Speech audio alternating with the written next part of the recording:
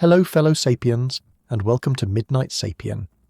Whether you're spiralling softly into sleep, walking beneath unfamiliar stars, or filling the silence of a midnight shift, this space is for you. Because tonight, we follow a trail of forgotten light, to uncover how prehistoric humans, 40,000 years ago, became the first astronomers. This is slow science and deep time for curious minds. There's an untold story, hidden in ancient bones and starlit stones, of how long before language had rules or history had names, our ancestors were already reading the sky. But the truth is, it begins not with cities or science, but with wonder, with breath held under constellations, with hands that counted the phases of the moon by firelight. And if you're the kind of person who finds comfort in long, quiet stories about ancient minds and deep mysteries, look just below this video. There's a button that says subscribe. Tap it if you'd like. You can always unsubscribe. And that little bell beside it? If you press it, it will gently let you know when a new story arrives. Subscribing matters. It keeps this kind of quiet storytelling alive. If these stories bring you calm, you can tap the super thanks under this video. It truly helps keep these prehistoric journeys going. Oh, and where are you right now? What time is it for you? If you feel like sharing in the comments, it reminds us that across time zones and continents, we're listening together. And if you fall asleep, that's okay. Timestamps are in the description below. Now, we begin with a sky that spoke before we did. The first astronomers were not cloaked in robes or perched in observatories.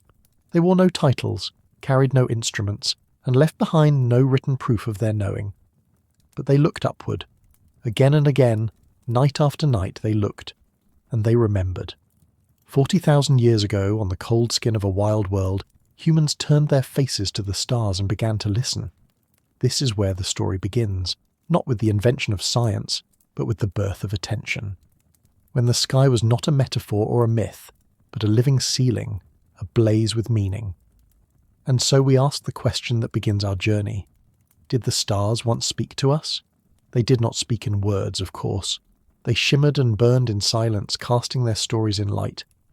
Yet, for the people of the Upper Paleolithic, living in the vast and perilous dark between firelight and forest, that silence was never empty. The night sky was not a backdrop. It was a force. Its movements were observed, its patterns learned, its changes feared. Was it not natural to wonder what it all meant when the moon bled or vanished, when stars streaked in sudden descent, or when the whole firmament seemed to shift with the seasons? What does a mind, unencumbered by maps or clocks, do with such a sky? In a time before domestication, before agriculture, before the idea of civilization even whispered itself into being, humans already carried an internal calendar built from what they saw above them.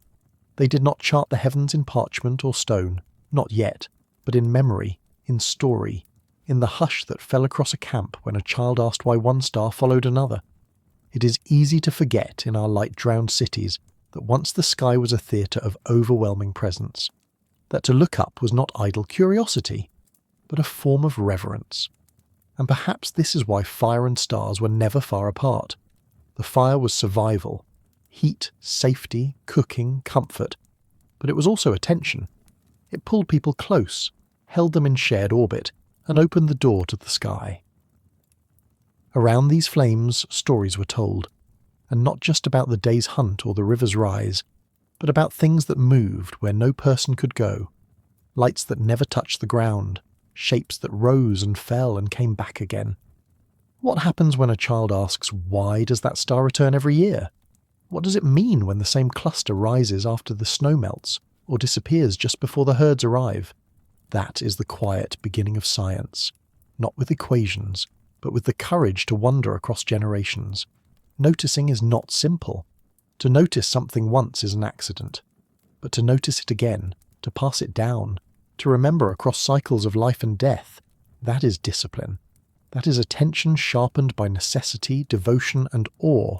And awe, more than anything, might be the key. Because awe is not merely amazement, it is the visceral stillness that rises when the known collapses, when something vast and unreachable presses itself against the thin skin of human comprehension. In the Upper Paleolithic, awe was not an aesthetic luxury. It was the atmosphere of every night. Imagine it. No cities, no lamps, no noise, just breath, wind, flame, and a vault of fire above you, pulsing in ancient rhythm. Under those skies, every human was both small and infinite, a vessel of hunger and hope, illuminated by stars that had seen ice ages rise and fall. Could they have felt it? The sense that the stars were not just there but watching? That their patterns meant something, even if that meaning danced just out of reach? We cannot know for certain what they believed, but we can observe what they built around those beliefs, and long before temples were raised or stones aligned, something more ephemeral was constructed. Ritual, story, silence, the invisible scaffolding of meaning. Fire was the first cathedral. Its flicker cast shadows against stone and skin, turning faces into masks, turning movement into symbol. Around it, words became incantations.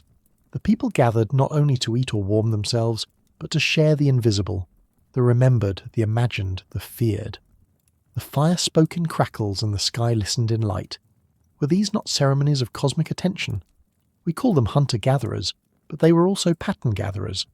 From the glint of a predator's eye to the soft returning arc of a crescent moon, they watched. They watched to live, to time the migrations, to track the seasons, to predict when food would come or cold would return. But their watching did not end with necessity. It deepened into meaning, into myth, into a kind of proto-astronomy that was not separate from life, but braided into its every moment. Who were these people truly? They walked on bare earth, clothed in fur and ash, moving in small bands across landscapes now buried beneath the modern world. They made tools of stone and bone. They painted animals on cave walls, not as decoration, but as invocation. And always, above them, the sky moved, slow and faithful and indifferent. Did they trace the stars with their fingers, whispering their names in languages now lost to time? Did they believe that the spirits of the dead rose into constellations, or that gods rode across the sky on rivers of light? In those long nights, when fire grew low and the forest sighed its frozen breath, what stories were told? Perhaps they spoke of the star that led the mammoths, or the moon that stole warmth from the world. Perhaps the constellations had teeth, had lovers, had quarrels that mirrored their own. Perhaps they knew that the sky was a story too large for one voice, and so they told it together, across generations, across fires, across time, and in doing so they made the sky human. Not in the sense of conquest or control, those were dreams for later ages, but in the sense of intimacy. The stars became kin, their rhythms familiar, their silences filled with memory. To share the sky was to share time itself, and so, under a canopy of glittering fire, prehistoric humans inscribed meaning where none was guaranteed. They did not measure the heavens as distant objects, but felt them as living participants in a shared world. The sky was not out there. It was here, just above the smoke, just beyond the breath. Is it possible, then, that the first astronomers were also the first poets? That their observations of lunar phases and seasonal stars were not only practical but symbolic? Consider the Blanchard bone, a fragment of ivory, delicately notched with what some believe to be a lunar calendar, carved tens of thousands of years ago. It is a small thing, easily overlooked, and yet it holds a staggering implication. Someone, once, watched the moon wax and wane, again and recorded it. Not for immediate gain, not for survival alone, but for memory, for rhythm, for some form of truth. Why mark the moon unless it mattered? Why return to the same celestial landmarks unless they served as anchors in a sea of chaos? We see in these fragments not only data, but devotion. The devotion of a mind that longed to hold on to something, to draw permanence from the shifting tides of sky and season. And here, perhaps, we find the roots of prophecy. Not the mystical kind that sees futures in flames, but the observational kind that reads signs in recurrence. If the stars follow paths, if the moon returns in cycles, then maybe other things do too. The rain, the animals, the death of cold and the birth of green. In a world of uncertainty, pattern is power. Those who could see it, feel it, and pass it down. They became guides, elders, storytellers. They became the memory of the group. But memory, in that age, was fragile. There was no writing, no records, no external store of knowledge. Everything depended on the human voice, on repetition, on the firelit gatherings where children listened and elders spoke. Around these flames, a different kind of astronomy was born, one where the stars were not numbers but narratives, where the constellations were not coordinates but characters. What must it have felt like to lie beside your people, the fire low, the air thick with smoke and pine, and to hear the sky being explained not as theory but as tale? That star is the hunter, that cluster is his children, that one warns of winter's return. It was not a textbook, it was a living mythology, shaped by observation and nourished by memory. And once told, it was held, carried, inhaled like breath. The sky became a mirror, not only of nature but of the human mind itself. What we see in those ancient constellations, or in the shadows they might have cast on the cave walls of Lascaux, of El Castillo, of Chauvet, is not just a map of stars but a map of thought, a way of seeing the world that refuses to divide observation from imagination. The people who lived beneath these skies were not primitive in their thinking. They were exquisitely attuned, forced by the rawness of their environment to listen to everything: the wind, the soil, the migration patterns of animals, and the slow wheel of stars above their heads. They were surrounded by danger, and yet they paused to look up. They paused to remember. Can you feel the weight of that choice? In a world where every breath was a wager against cold or hunger or predator, to give your attention to the heavens was an act of reverence and defiance, a way of saying, even if quietly, that beauty matters, that meaning matters, that to be human is not only to survive but to wonder. So they gathered, again and again, around flames that flickered like the stars themselves, reflecting and refracting the stories that made sense of it all. Perhaps an elder pointed to the sky with a stick, tracing lines no different than those a modern child might follow with a finger on a planetarium ceiling. There, he might say, that is the path the spirits follow. Or, that one returns when the salmon do, and the child, wide-eyed, would carry that knowledge into adulthood, shaped not by dogma, but by pattern and presence. The boundary between myth and observation was not a line, but a thread, woven tight. To recognise the heliacal rising of a particular star, to note that it appears just before sunrise at the turning of the season, is both a technical achievement and a sacred one, for it requires not just awareness, but time, the kind of time that builds across generations, the kind of time that makes culture. And this is why astronomy, in its earliest form, was not a separate science. It was life. It was story. It was the slow collection of truths from a world too large to hold in the hand. And just as the stars mapped time, so too did fire map belonging. The circle around the fire was a kind of orbit, a place where meaning could be passed, shared, transformed. Imagine how long those nights must have been. Imagine the silence between stories. Imagine the hush that fell when someone asked, "Why do the stars never fall?" Or "What happens if they do?" These were not idle musings. These were seeds of philosophy, the birth of metaphor, the human mind stretching past the immediate, reaching into something older, deeper, eternal. They were not asking what the stars were made of, not yet. They were asking what the stars meant. And in that question, whispered in the dark, traced in ash and ochre, carved into bone, something irreversible began. A way of thinking took root that would echo through millennia, a fusion of the empirical and the sacred, a willingness to believe that the universe spoke in patterns and that humans, fragile and finite though they were, could learn to hear it. So much of what we know has been lost. The languages, the faces, the songs and chants that rose with smoke and vanished with breath. But what remains? Scattered artifacts, etched stones, the placement of bones in graves that face certain directions. What remains tells us one quiet thing. They were watching, they were listening, and they were remembering. What must it have felt like to be the first to notice? To realise that a specific star reappeared each spring just before the ice began to melt? That the moon did not just change shape but did so in a rhythm that could be counted? What happens to a mind when it begins to find order in the vast and terrifying sky? Perhaps that was the beginning of prophecy, not because the future was revealed in visions, but because the past had become predictable, because the sky could be read, and once something can be read, it can be interpreted, it can be honoured, it can be feared. In this way, the stars became both compass and scripture, a map not only of where, but of when, a silent scripture written in light, one that required no temple, no priest, only an open sky and the patience to look.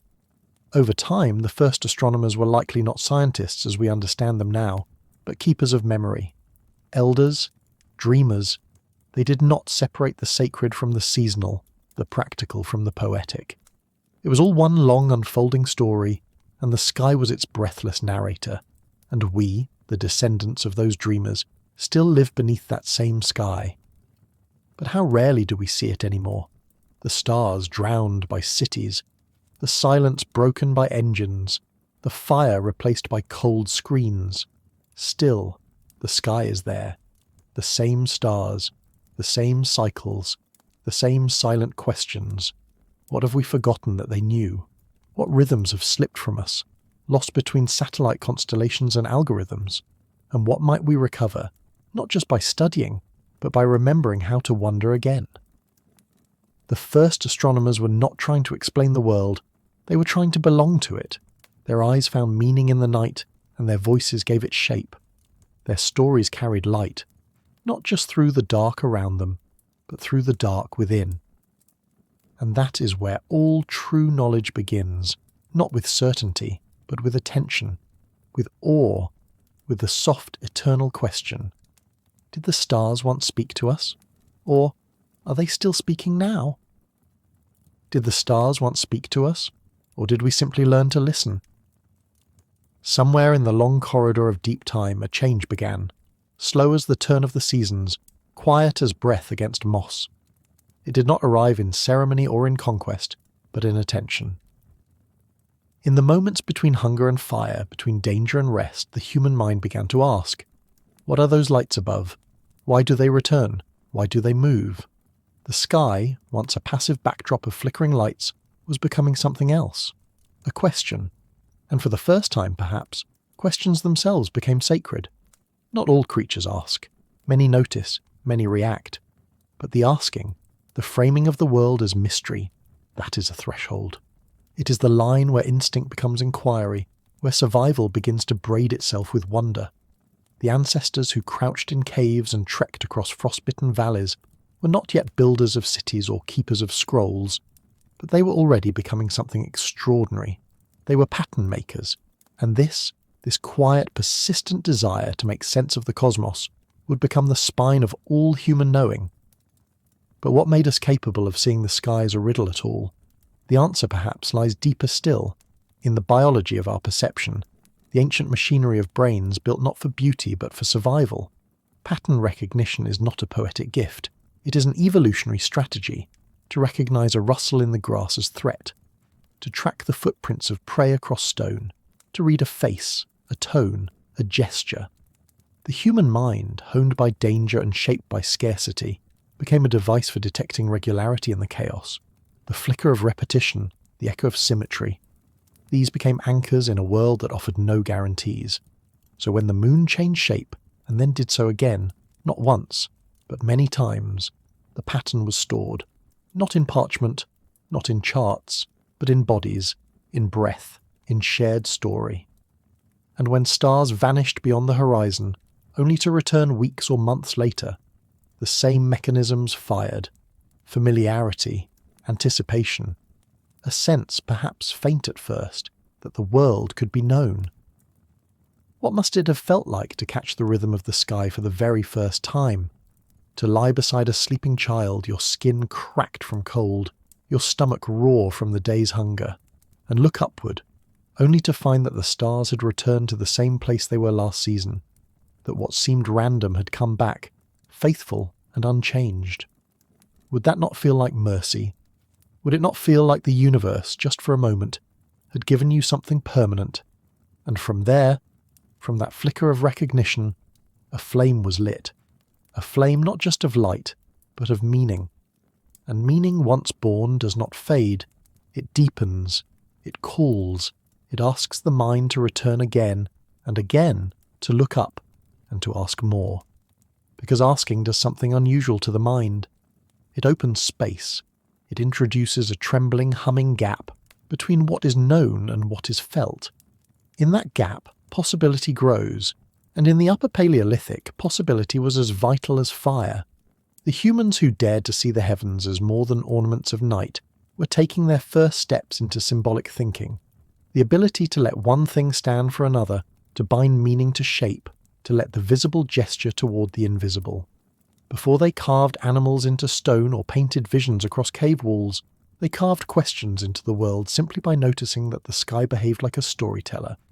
Imagine the dawning of that realization, that the moon you saw as a sliver would swell and then shrink and then vanish, only to return, that certain stars clung to the horizon while others seemed to wander. Could those wandering lights be alive? Were they spirits? Were they ancestors? Or were they signs, markers of change, guides of season, companions across the dark? Without symbols, without language as we know it, these thoughts would not have come as sentences but as sensations, a tug of recognition, a pulse of meaning, a whisper of something larger than the self. Symbolic thinking did not arrive all at once. It was coaxed into being by the demands of survival. To hunt a herd animal, one must imagine the animal's past and future. To gather seeds or roots, one must recall their patterns of growth. To cross a dangerous landscape, one must hold an image of that landscape in the mind. Memory required metaphor. Planning required abstraction. The humans who looked at the sky were not simply dreamers, they were navigators of possibility, and the heavens became a vast canvas upon which their new cognitive powers could stretch. What happens to a mind the first time it realizes that patterns can be held, interpreted, anticipated, that a rhythm in the stars might echo a rhythm in the world below? Perhaps it felt like discovering that the universe had a heartbeat. That existence was not a whirl of accidents, but a tapestry woven with threads of recurrence and return. And once the heavens were understood as patterned, everything else could be. The movement of animals, the growth of plants, the breathing of the earth itself. The first questions, then, were not idle. They were survival. To know when the herds migrated meant life. To sense when seasons shifted meant warmth. To recognize that the stars aligned differently as winter approached meant preparation, shelter, endurance. Awe in this light becomes more than emotion. It becomes strategy. The human who felt awe at the sky paid attention to it, and the human who paid attention to it lived. But there is something deeper still. Awe does not only sharpen perception, it softens the self. It creates humility. It reminds the observer that they are small in a world of vast forces, and this humility is precisely what allows learning. A mind too certain cannot grow. A mind willing to be overwhelmed can. So awe, paradoxically, became both shield and compass. It made the watchers feel held by something older than fear. It made them brave enough to look upward even when the world below was unforgiving. It made them ask questions, not because they expected answers, but because the questions themselves brought meaning. And in those early minds, shaped by wind and hunger and silence, the first astronomy was not science at all. It was courage. It was the willingness to let mystery become teacher. And from that courage emerged something even greater, the capacity to imagine that the sky was not merely repeating itself, but speaking. Of course, it would be thousands upon thousands of years before anyone would try to name the language of the stars, but long before mathematics, before measurement, before writing etched its permanence onto stone, there was already a kind of literacy at work, the slow decoding of night's hidden grammar, and every pattern recognized was a word. Every cycle remembered was a sentence, and every act of noticing was a kind of reading. But what kind of story was being told? The evolutionary purpose of this celestial awareness is easy to trace. Those who tracked the stars could predict the seasons. Those who remembered when a certain constellation rose just before dawn might know when the rivers would swell, or when the mammoths would move. But utility alone cannot explain the reverence. The stars were not merely watched, they were trusted. They were woven into dreams, painted into myths, mapped into memory. The awe that fueled curiosity was not a byproduct. It was the beginning. Because awe and survival are not opposites. They are companions. To survive, one must notice, and to truly notice one must be moved? Or is the feeling of the mind opening its hands a surrender that makes space for learning, for humility, for transformation? And in the vast quiet of Paleolithic nights, surrounded by the breath of wolves and the hunger of cold winds, awe was not an interruption of life. It was life. What happens to a species when it begins to find not just repetition, but meaning in repetition? What changes when the moon's phases are no longer random but sacred? When the sky itself seems to carry memory across its turning? A strange alchemy begins, the birth of abstract reasoning, a mental leap from what is to what might be, from the observable to the imagined. This was not just the emergence of astronomy, it was the awakening of mind. And with it came a second miracle, time. To track a pattern in the sky is to move beyond the present moment. It is to hold the past in memory and anticipate a future that has not yet arrived. That requires a self that is no longer confined to now, a self that extends across days, across months, across years. The sky taught us time, not as ticking seconds, but as rhythm, as return, as cosmic breath. And that lesson reshaped everything. It is no accident that the earliest marks of symbolic thinking we find, the notched bones, the carved figurines, the cyclical cave motifs, are all, in their own way, reflections of this new relationship to time. They are echoes of minds that could hold dualities, dark and light, death and return, stillness and motion. Minds that no longer only reacted but remembered. Minds that no longer only feared but imagined. The sky, in its ceaseless turning, gave humans a mirror for this transformation. A mirror that revealed not only stars, but thought itself. And what is thought, if not the attempt to shape the invisible, to take sensation and bind it into meaning, to see the fleeting and insist it matters? The humans who began to wonder about the sky were not stepping outside nature, they were deepening their place within it. They were not rising above the animal world, but rooting themselves more fully in it, by paying attention, by asking. And in their asking, they changed what it meant to be alive. The first questions about the heavens were likely not spoken aloud. They would have been more felt than formed, a stare held longer than necessary, a breath caught beneath a rising moon, a heartbeat that quickened at the return of a familiar star. But slowly those questions gathered shape. A gesture toward the sky. A sound passed from mouth to mouth. A story told to a child, not because it was true in the scientific sense, but because it held the weight of repetition. And repetition, in a world of uncertainty, is the beginning of faith.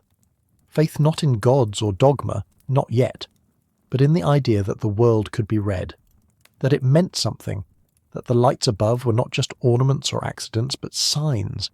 And once you believe the universe carries signs, you begin to listen differently. You begin to look harder. And so began the long marriage between observation and imagination, between what is seen and what is dreamed. Could it be that our very sense of meaning itself was born from the sky? Consider this. The stars are distant, untouchable, far beyond the reach of stone or spear, and yet they became central to human understanding. Why? Perhaps precisely because they could not be controlled, because they offered a presence that was vast and steady, immune to the chaos of earthly life. In a world of hunger, predators, and cold, the stars were indifferent, and yet dependable. They were both mysterious and consistent, both unreachable and recognizable. What better canvas for the growing mind? And slowly, around the fire, in the hush of nights long before history, symbolic thought took its first unsteady steps. An arc of stars becomes a serpent, a cluster becomes a hunter, the moon becomes a woman, the seasons become a dance. One thing stands in for another. A pattern becomes a story becomes lore. This is not just the birth of myth, it is the foundation of human cognition. Abstract reasoning, the ability to detach meaning from form, to use one thing to represent another, is not a luxury. It is a survival tool. It is what allows planning, prediction, empathy, memory. It is what allows a human being to imagine a world not just as it is, but as it could be. And the sky, with its great tapestry of recurring mysteries, was the ideal training ground. The stars did not change quickly. They asked for patience, They rewarded stillness, and so, over thousands of years, the minds that watched them grew deeper, not just smarter, but wiser, not just capable of reaction, but capable of reflection. Because in the slow language of the sky, something profound was being taught. The art of seeing what isn't obvious, the discipline of waiting, the possibility that the universe contains order and that the human mind was born to find it. This is not a story of intellect alone. It is a story of intimacy. Because to find order is not merely to understand, it is to belong. The first humans who gazed upward and felt the stirrings of meaning were not seeking dominance over the world. They were seeking relationship with it. They were learning gently how to live inside of time rather than be battered by it. And in the turning of the stars they found a place to stand, a still point in the endless flux. What kind of questions arise when a mind realizes the sky has memory? Perhaps they asked, why do these stars move and those stay fixed? Why does the moon hide and return? What force pushes the sun lower in the winter sky and draws it higher again in spring? These were not errors to be corrected or myths to be dismissed. These were the first frames of meaning, the scaffolding of future science. Every myth was a hypothesis, every story a model of the world, and each time a pattern returned it confirmed something crucial, that reality could be known, at least in part. And so knowledge was not separated from mystery, it grew inside it. Curiosity was not a detour from survival, it was its highest form. Because to know what comes next, to expect the return of light, the migration of prey, the arrival of spring, is to move from mere reaction into intention, into culture, into continuity. That continuity is what gave rise to lineage, tradition, memory. The ability to carry forward not just bodies, but ideas. And those ideas, once born, were not tied to any one person. They were held in song, in gesture, in tale. The stories told under Paleolithic skies were not entertainment, they were orientation. They were how a people knew who they were, and when they were, in relation to the cosmos. And is it not striking that in the absence of cities, of schools, of writing, the sky itself became the first curriculum, a curriculum that asked for nothing but presence, that could not be rushed, that revealed itself only to those willing to return again and again, with open eyes and a patient heart. The first questions were not engines of control, but rituals of communion. They tethered people to place, to season, to each other. They turned a cold, uncaring universe into something that felt alive, not because it changed, but because we changed in its light. So we return to the beginning, not of astronomy, but of awareness, not of science, but of sight. The first questions were not answered with certainty, they were carried, held, whispered from mouth to mouth like flame. They did not solve the sky, they illuminated it, and in doing so, they illuminated us. The stars were not first mapped in ink or chiselled into marble. They were not charted by men in towers, nor measured by compass or quadrant. The oldest star maps we know of were painted on stone walls, deep within the earth, in the silent chambers of forgotten caves, where fire danced and shadows spoke. In the flickering dark of upper Paleolithic sanctuaries, the cosmos was etched in ochre and breath, carried by hands that knew nothing of science and everything of wonder. What must it have meant to descend into the belly of the earth, to crawl through narrow tunnels, to feel the temperature drop and the world grow still, only to emerge into a vaulted chamber where the ceiling soared and the darkness welcomed vision? These were not random shelters. They were chosen, revered, returned to, and what they contain is more than decoration. It is communication, not between people, but between people and time, between memory and myth, between earth and sky. Lascaux, Chauvet, El Castillo. Names we give to mouths in stone, but names those ancient artists would not have known. Within these sacred caverns we find not only animals, bulls, horses, ibex, lions, but patterns, repetitions, groupings that echo not only the movements of herds, but perhaps, just perhaps, the positions of stars. Could it be that these caves were not just galleries, but observatories? Consider Lascaux, its ceiling covered in paintings over 17,000 years old. Among them is the famous shaft scene, showing a human figure with outstretched arms, a charging bison, and what some have proposed is a depiction of the Pleiades, a star cluster known to nearly every ancient culture. Above a bull-like figure, dots are grouped in a tight, deliberate cluster, followed by other markings that resemble the belt of Orion. Is this a hunt or a constellation? And if it is a constellation, then who is it for? No one could carry those stars in their pocket. No one could capture the sky. But inside these caves, under the breath of flickering firelight, the heavens could be rehearsed, retold in pigment and form. These were not maps for navigation. They were rituals of remembrance, acts of preservation, a way of saying, this is how the sky looked when the bison roamed. This is how the stars sang when the earth was still cold. Firelight made these images come alive. As flames danced, so did the animals. Shadows shifted across stone, making the painted creatures appear to move, galloping, turning, breathing. But perhaps it wasn't only the animals that moved. Perhaps the stars did too. Imagine a figure pointing upward, tracing those ochre dots with soot-blackened fingers. This, they might say, is when the days begin to grow long. Or, this one returns when the herds begin to move. What knowledge was woven into those moments? If the caves were calendars, they were also cathedrals, places where the celestial and the terrestrial blurred, where meaning could be stored not in speech, but in silence. A silence shaped by dripping stone, by heartbeat and torchlight, and by the soft hush of a mind realizing that what it sees above can be held below. And in that act, that fragile human instinct to bring the unreachable into reach, the caves became something more than shelters. They became memory chambers, not of the self, but of the sky. Because what is memory, if not the attempt to keep what passes, to hold light in darkness?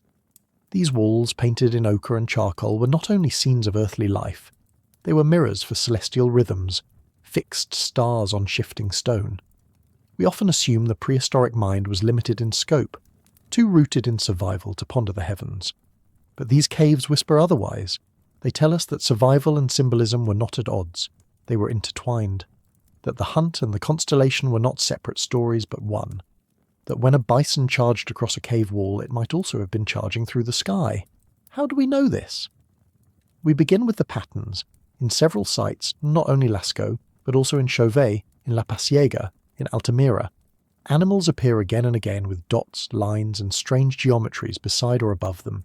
Not random, not chaotic. In some cases, these dots cluster in numbers that suggest lunar phases, 28, 29, 30. In others, they form triangles or arcs that align with the seasonal movement of constellations. Could these have been early star charts, or mnemonic devices, or both? Take, for example, the idea of a lunar calendar. In caves like Abri Blanchard and La Marche, we find sequences of notches carved into bone or ivory, sequences that scholars have proposed map the waxing and waning of the moon. Some of these date back more than 30,000 years. Imagine that, a mind so attuned to the night sky that it not only noticed the moon's phases, but found a way to track them. Not in passing, not by chance, but deliberately, repeatedly. Why? Because knowing when the moon would swell or vanish mattered, for tides, for hunting, for ritual. But perhaps also for meaning. The moon became a symbol not just of time, but of transformation, of return, and in a world where so much could be lost without warning, warmth, food, a child, a friend, perhaps the moon's return felt like a promise, and that promise, like all sacred things, needed to be remembered. But memory without symbol is fragile, so the notches were carved, the dots were painted, the cycles were traced again and again onto walls that would outlive the hands that made them. And in doing so, those early artists began to build something invisible, culture. What must it have felt like to carve 30 marks into bone, knowing each one meant a night past? To watch the sky and see that your marks matched its rhythm, that your hand, your thoughts, your time could reflect something as vast as the heavens? Would that not feel like alignment? Would that not feel like power? This was not science as we know it. It was something older, something quieter, a kind of listening made visible, a ritual of marking time not with clocks but with awe. And awe, when given form, does not remain still. It multiplies, it echoes, it transforms the spaces it inhabits. Inside the painted chambers of Lascaux or the shadowed depths of Chauvet, awe became architecture. The walls were not blank canvases but living surfaces, curved, breathing, unpredictable. Their bulges and hollows shaped the placement of animals and symbols, as though the stone itself were helping tell a story older than language. But what if these stories were not merely about the creatures that roamed the earth, but the creatures that seemed to roam the sky? Here lies one of the most provocative ideas in Paleolithic archaeology, that many of the animals painted in these caves are not portraits of earthly herds, but representations of constellations. The aurochs of Lascaux aligned with Taurus, the horses aligned with Pegasus, the birds aligned with Cygnus. Even the enigmatic bison of the shaft scene may echo the celestial bull. If so, then these caves are not only artistic expressions, they are star catalogues, not written, but embodied. Why animals? Why not draw the stars directly? Because abstraction does not always come first. In the ancient world, the sky was not a separate domain. It was an extension of the earth. The constellations were not mathematical grids, but living forms. To name a constellation after an animal was not poetic metaphor. It was identity. The sky was a herd, a migration, a hunt. It breathed with the same pulse as the world below, and so the cave ceiling became a kind of night sky inverted, a dome of stone where celestial herds thundered silently overhead, a place where the boundaries between earth and sky dissolved, where the cosmic and the corporeal touched. The painters were not merely decorating, they were translating. They were turning the unreachable into the familiar, giving the heavens bones, hooves, and muscle. But how could they know the stars well enough to map them? The answer is simple. They lived beneath them. Night after night, unbroken by artificial light, the sky was a constant presence, its patterns pressed into the retina like fingerprints. Children learned them before they learned the migrations of mammals. Elders carried them across generations like heirlooms, and when the people entered the caves, crawling through narrow passageways, torches smoking, air thick and ancient, they brought that sky with them. Not in memory alone, but in intention. They painted not what they saw that day, but what they had seen through 1,000 nights of careful attention. Some researchers have gone further still, suggesting that the arrangement of animals in certain caves reflects not only constellations, but celestial events, like comet, strikes or solstices, preserved in symbolic form. If true, then these walls are not just maps, they are archives. They hold records of skies long vanished, stars long shifted, patterns now forgotten. And this raises a deeper question, one that echoes through the stone corridors of time. Were these early humans painting the world as it was, or the world as they believed it to be? The difference is profound, and it is here, in this blurred space between observation and meaning, that the earliest astronomy becomes indistinguishable from myth. But perhaps myth was the first language the sky could understand. In the flickering half-light of Paleolithic caves, the human mind wasn't separating fact from fiction, it was merging them. When a painter reached out with red ochre to press the outline of a bison on the stone, they weren't simply recalling an animal, they were invoking a force. And when they added those dots, precise, deliberate, orbiting the head or spine, perhaps they were telling time, or perhaps they were telling story, or perhaps they knew, even then, that those two things are not so different. How do you remember something that returns only once a year? How do you pass down the timing of a celestial event when you have no alphabet, no calendar, no clock? You tell it as a tale. You embed it in form. You turn it into a creature, something the children can see in the sky and on the wall. Look for the bison with the 7 lights, a voice might say. When he climbs the eastern sky, the rivers will thaw. Is this myth? Or is it astronomy disguised in survival? That is the riddle at the heart of these caves, and perhaps at the heart of our species. The constellations we name today, Orion, Leo, Scorpio, Taurus, are inherited from later cultures, but their origins may stretch back far deeper, carried first in the mouths of nomads, then in the hands of cave painters, and what's most haunting is this. Many of the figures used to name stars today also appear in those Paleolithic artworks. Bulls, lions, birds, serpents. These are not random animals, they are mythic ones, they are universal, archetypal, and they suggest a kind of continuity, not in language, but in meaning, because the heavens are constant, and so the stories we attach to them endure. This endurance is not a matter of precision. It's not about whether a particular cave painting is a scientifically accurate sky chart.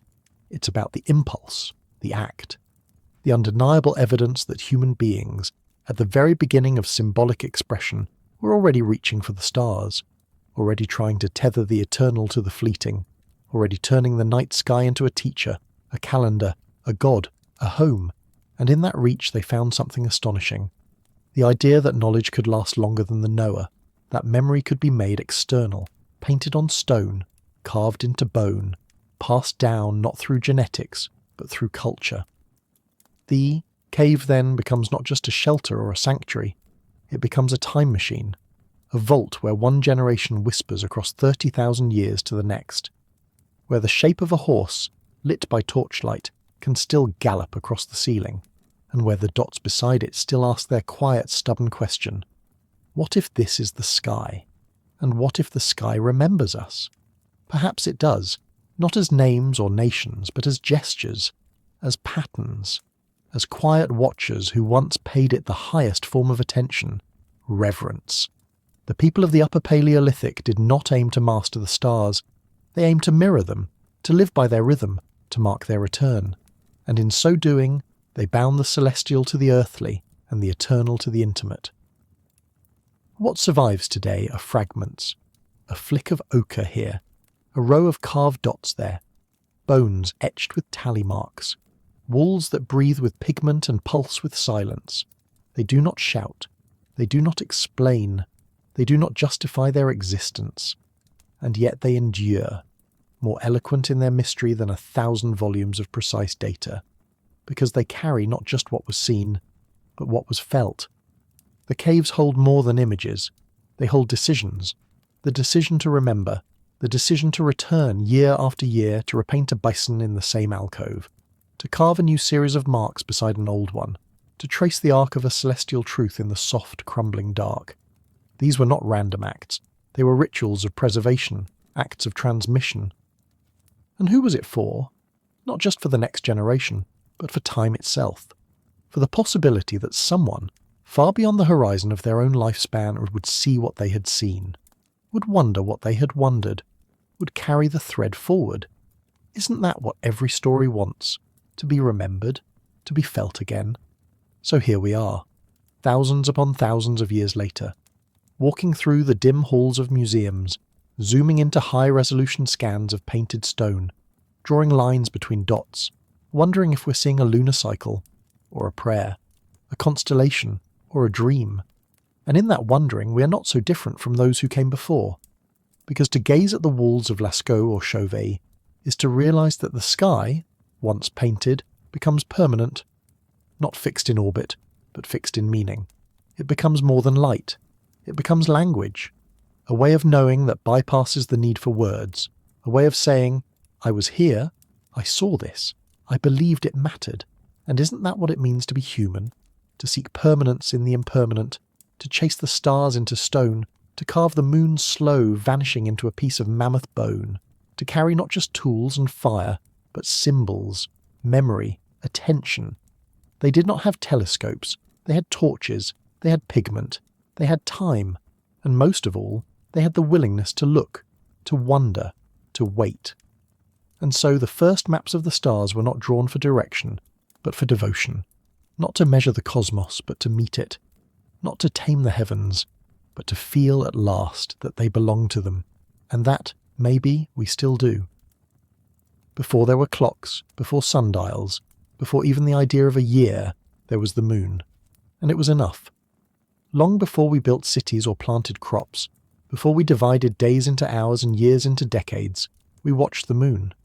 We watched it rise over water, slip between trees, vanish in eclipse, swell with light and disappear into shadow. And we did not watch passively. We watched with devotion, obsessive, rhythmic, almost sacred, because the moon was the first clock, the first calendar, the first mirror of change. And perhaps, It was the first thing we ever truly followed. It does not surprise, then, that some of the earliest carved artifacts humanity left behind are not weapons nor tools but timekeepers. At least we think they are. Pieces of bone or ivory notched in careful sequences, buried beneath the weight of millennia. They bear no inscription to explain their meaning, no written clue, no final answer. But some patterns do not need explanation. Some patterns feel like remembering. Consider the Blanchard bone, a fragment of mammoth ivory discovered in France, carved with a series of precise notches arranged in deliberate rows. Dated to over 30,000 years ago, it may be one of the oldest lunar calendars ever found. Each notch is a mark of attention. Each sequence, perhaps, a record of nights past. The waxing and waning of the moon etched not in sky but in ivory. What does it mean that this was carved at all? That someone somewhere counted the dark? We must imagine the world in which that bone was made. A world where darkness was not an absence but a presence. Where the moon's light could guide or confuse, frighten or protect. A world where travel, hunting and ritual all depended on the night sky, and where the return of the moon was more than poetic, it was practical. Without light there was danger. With light there was movement. The moon became a guide, and the one who followed it became the keeper of time. And what is time when you cannot see it? To count days in a world without clocks is to count shadows, to watch tides, to observe the swelling belly of the moon as if it were alive. And maybe, to those early humans, it was. Perhaps the moon was not just a light, but a spirit, a woman, a cycle, a promise. Her disappearance foretold hunger, her return, rebirth. She pulled the tides, stirred the blood, watched over the bones of the dead. But how do you hold something that vanishes? You notch a bone. You mark the dark. You carve her breath into ivory and keep her rhythm on your wrist. The moon did not belong to the sky alone. She belonged to the people who watched her most closely, to those who waited for her, to those who remembered her. And so, among the many names we might give our ancestors, hunters, gatherers, painters, there is another. They were moonkeepers. And in that identity, half ritual, half responsibility, lies a deeper truth about the ancient human mind. We were not merely observers of the world, we were interpreters. The moon was not simply a glowing presence drifting across the night sky. It was a pulse, a regulator, a celestial heartbeat against which human life could steady itself.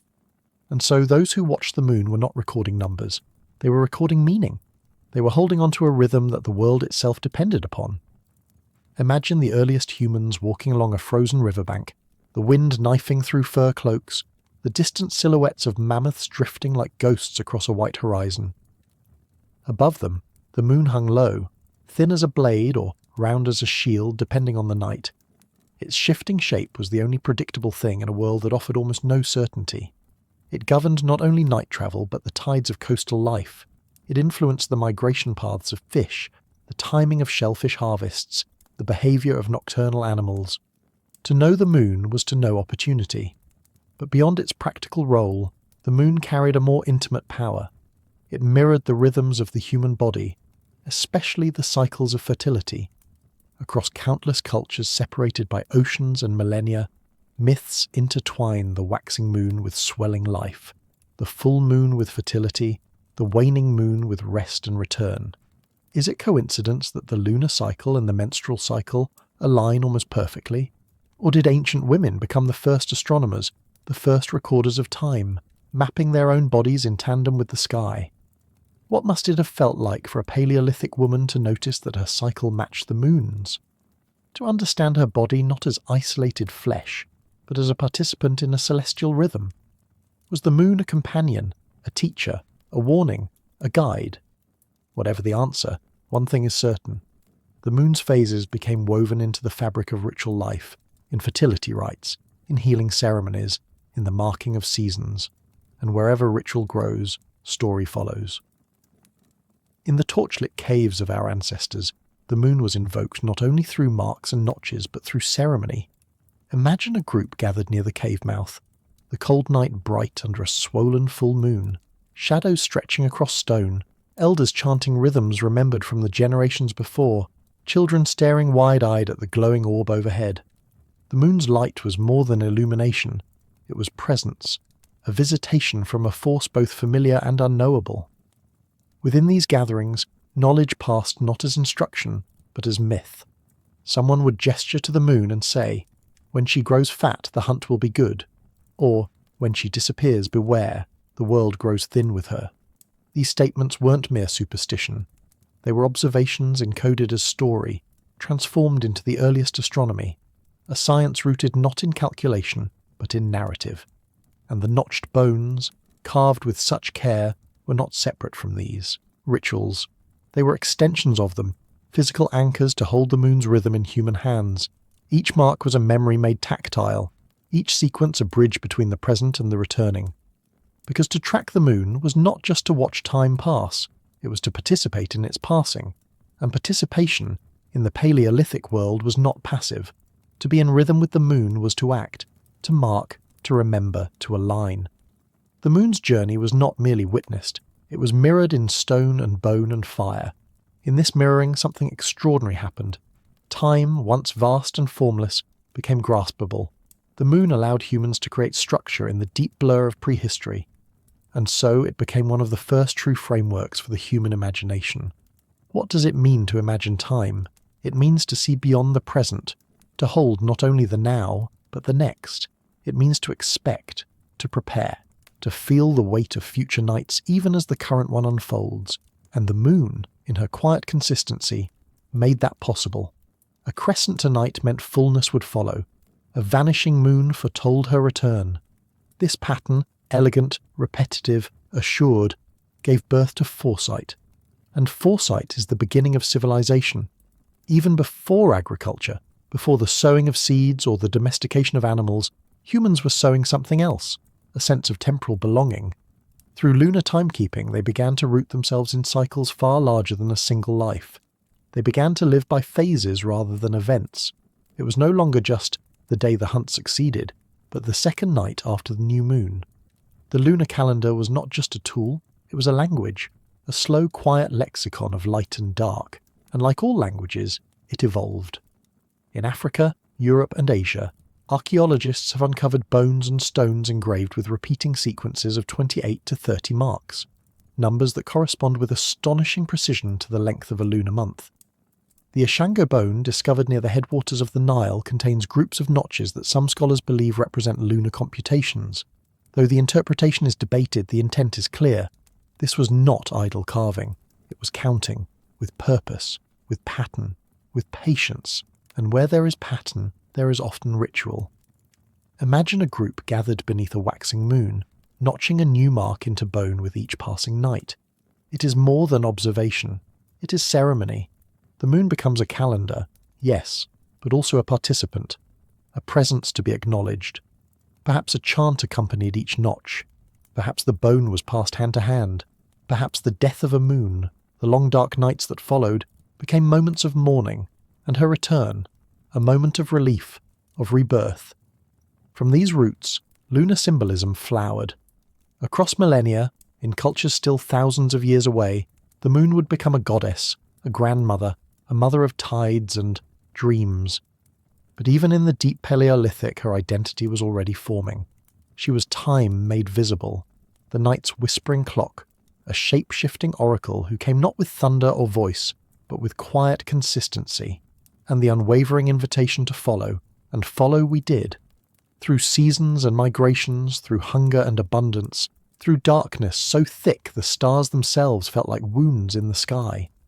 The moon gave shape to the void. It broke the long night into crescents and curves, into things we could count, predict, whisper about. But more than anything, it gave our minds something to hold on to, something beyond instinct, something abstract, yet constant. Because to follow the moon is not merely to follow light, it is to follow change. And that idea, that something could change and return, fade and reappear, vanish and still be real, is a staggering mental leap. It is the beginning of symbolic thought. The moon taught us that things can exist in absence, that they can live in memory, that a vanished light is not lost, it is only on its way back. And in this, perhaps, is the moon's greatest gift to the human mind, the invention of waiting. To wait is to believe in the future, In the moon's repeated rhythm, early humans found the courage to delay gratification, to anticipate, to plan. They began to coordinate actions not just with the moment, but with the phase, a hunt aligned with moonlight, a gathering tied to the crescent, a birth interpreted through its celestial mirror. Slowly, human life became entwined not just with the land, but with the sky. Our stories lifted, our rituals lengthened, and with those rituals came a quiet revolution, the shared keeping of time. Because one mark on a bone is an act of personal attention. But 30, that's a record.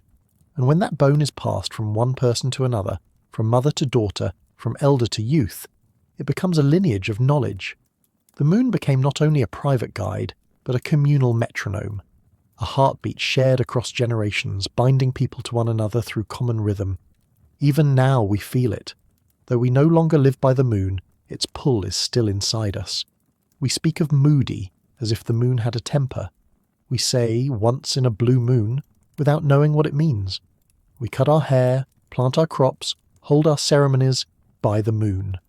The word month itself is born from moonth. The calendar, so linear and square today, was once round, like the sky, like the cycle, like the womb, and in that roundness lived the idea of return. The full moon, returning after darkness, promised that nothing was lost forever. Not the sun, not warmth, not life. Perhaps that is why cultures across the world have tied the moon to the afterlife, to the return of souls, to the cycles of rebirth. The moon does not end. She withdraws, she rests, and then she rises again, just like us. For the moonkeepers, this was not metaphor. It was memory, it was truth, it was written in the bone, and each mark they carved was an act of belief that what vanishes can still be trusted. That absence is not erasure. That time, like light, bends and comes back. And perhaps that is the oldest comfort we ever knew. Before the harvest, before the written word, before even fire in a hearth, we had the moon, and she returned. Always. Not on command, not in obedience, but with certainty. And in that returning, the earliest humans may have felt something more than just awe. They may have felt safety. They may have felt seen. Because what does it mean to be a creature of rhythm? It means to carry cycles inside you. Hunger, birth, longing, grief. To see those cycles mirrored in the sky is to realize you're not alone in your changes. The moon changes too, and so the moon became a kind of companion through transformation, a celestial witness to our becoming. Even the act of counting, such a simple gesture today, was once revolutionary. It was not just mathematics, it was memory, made external, it was rhythm, captured. The notched bones, shaped by hand and lit by firelight, are not just artifacts, they are offerings, each groove a moment of attention, each line a decision to remember. In the quiet scratch of stone against bone, we hear the beginning of timekeeping, and with it, the beginning of history. And yet, the moon was never reduced to a number. For those who kept her rhythm, she was also a presence, something to be greeted, something to be felt. Maybe that's why the oldest human sculptures, the so-called Venus figurines, resemble the moon more than women. Wide hips, full curves, forms that wax and wane, fertility embodied, cycles given shape. It's as if the moon was carved not only into the sky, but into the body, into myth, into form. And when the moon vanished from the sky, as she does every month, it wasn't just a blank sky, it was a sacred silence, a pause, a waiting. Perhaps that was when the stories grew thickest, when the fire burned a little longer, when the elders spoke of the moon's secret journey through the underworld. Every disappearance demanded faith, and every return renewed it. To keep time is to have hope, to believe that the stars will return, the sun will rise, the moon will swell again. And so the first astronomers were not simply scientists. They were guardians of rhythm, stewards of the invisible, keepers of trust.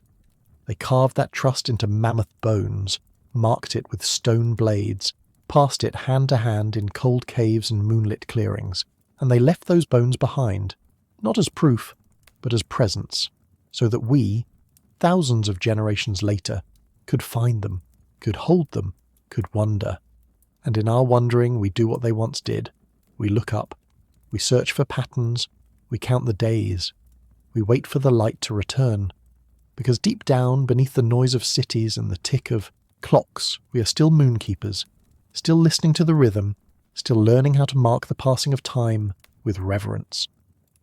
Some stars disappeared. That may seem like an obvious thing, a fact so quiet it barely registers against the hum of modern certainty. But to the first humans who watched the sky not with telescopes, but with breath held and eyes wide, the disappearance of a star was not an absence. It was an event, a riddle, a vanishing act that rewrote the heavens each year. And then, just when forgetting seemed inevitable, the star would return, reborn not in the same place, but in the same season, as if it had travelled, as if it had a destination, as if it had been on a journey we could never see, only feel. What must that have meant? To live in a world where the sky moved not randomly but with intent, where certain constellations rose only with the return of the rains, where the same glittering pattern appeared above the mountains each time the rivers swelled or the herds arrived. In such a world, the stars were not only distant, they were timely, predictive. Their cycles became maps not of space, but of time. This was the beginning of celestial recurrence, the birth of cosmic timekeeping.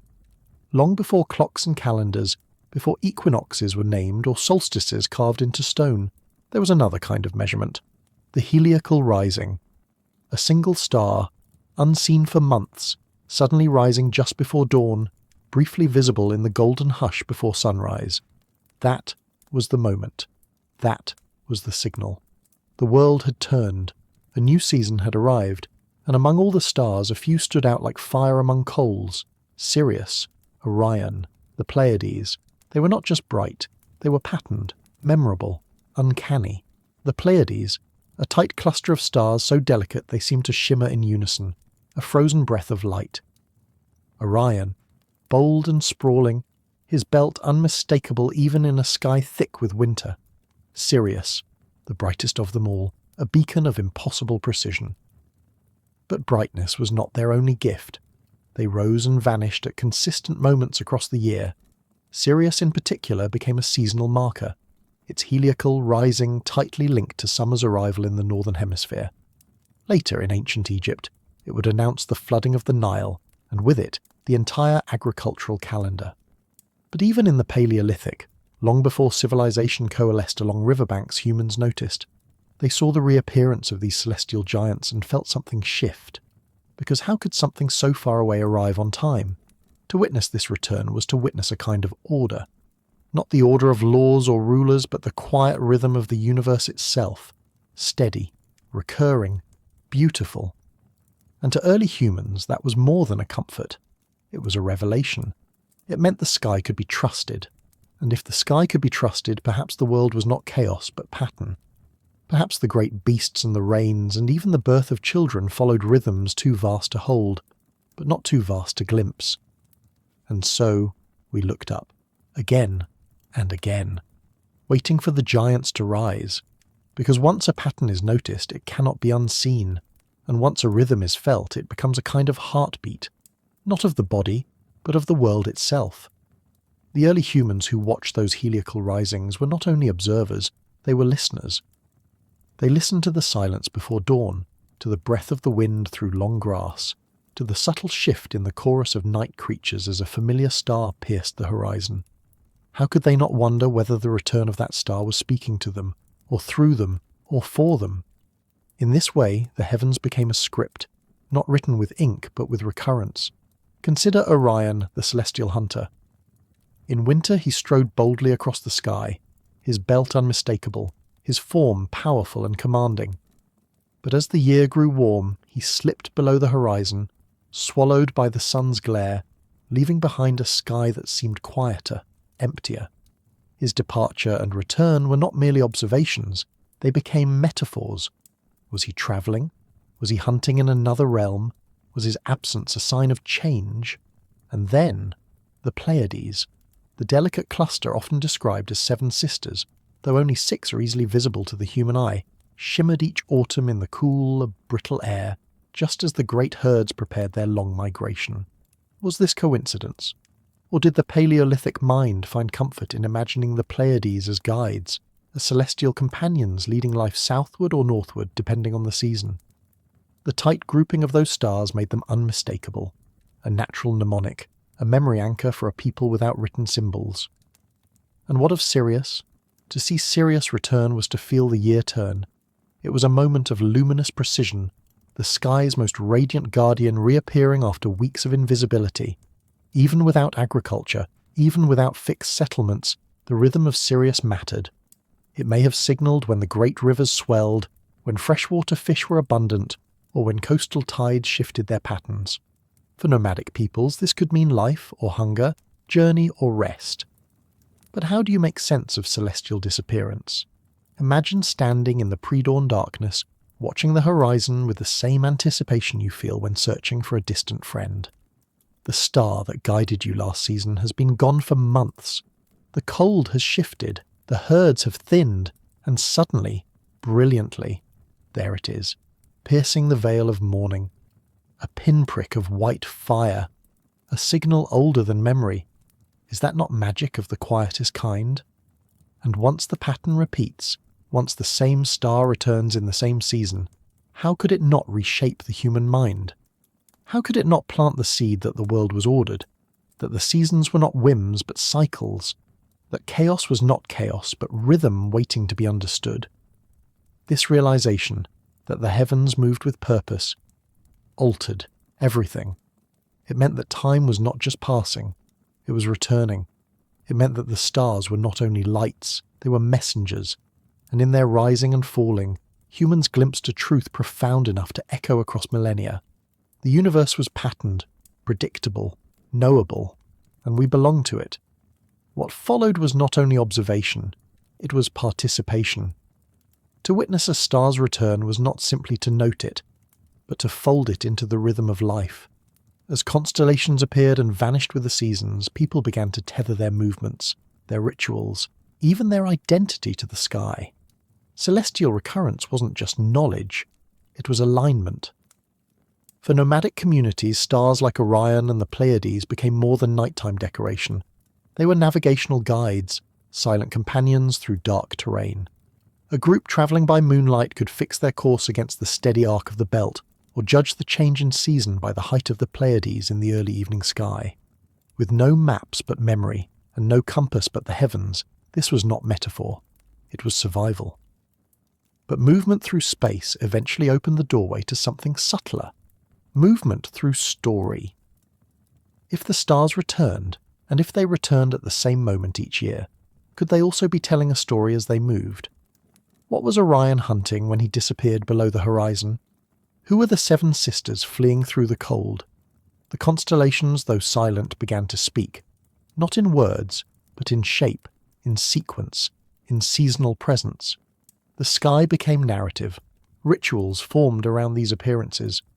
Just as certain flowers bloom only when pollinated, certain ceremonies may have only been performed under specific skies. A particular hunt might begin when Sirius rose before dawn. A coming-of-age rite might coincide with the first winter glimpse of Orion. These celestial markers created shared time, not just chronological but spiritual. Time that bound families, tribes, generations. And with this binding came myth. Because repetition is not just a way to remember, it's a way to believe. When a star reappeared in the same place year after year, it was no longer a distant ball of fire. It was a returning presence, a being, a god perhaps. And with gods came meaning, with meaning came explanation. The rising of Sirius no longer just signalled the wet season. It became the return of a divine eye, or a guardian spirit, or a celestial shepherd gathering the souls of the dead. Over time, this fusion of observation and reverence transformed the sky into a sacred archive. Each cluster of stars became a symbol, each disappearance a metaphor. The constellations became memory palaces that spanned the heavens, places where ancestors could live, where warnings could be stored, where wisdom could reside beyond the reach of forgetfulness. Because in the Paleolithic world, to remember was to survive, and the stars, more faithful than any fire, gave us memory on a cosmic scale, and that memory etched into the sky became the architecture of understanding. For early humans, the return of a star wasn't a coincidence, it was confirmation. The world still worked, the seasons still turned, the rains would come, the cold would pass, the herds would return. Each reappearance of the heavens' familiar faces was a promise made good. The night might be long, but it was not lost, it was patterned. And so the stars were not just navigational tools, they were guardians of trust. But with trust comes responsibility. To know when the stars returned was not enough. You had to pass that knowledge forward. You had to keep watch, to look up again and again for decades, to notice not only the return but the interval between, and to teach others how to see it, not just with their eyes, but with their minds. In this quiet transfer of celestial knowledge, a new role emerged, the Sky Keeper. Sky Keepers were not kings or priests, not yet, but they were something just as powerful. They were observers who remembered, people who understood that the horizon was not a wall, but a clock, that the position of stars at sunset or their absence at dawn said something about the ground beneath their feet. These early astronomers didn't name the stars with Greek letters or modern catalogues. They named them with animals, spirits, ancestors, and above all with timing. The rising of Sirius might have been remembered as when the crocodiles return. Orion could have marked the beginning of bone-breaking frost. The Pleiades might be the time of gathering roots. These weren't just poetic labels.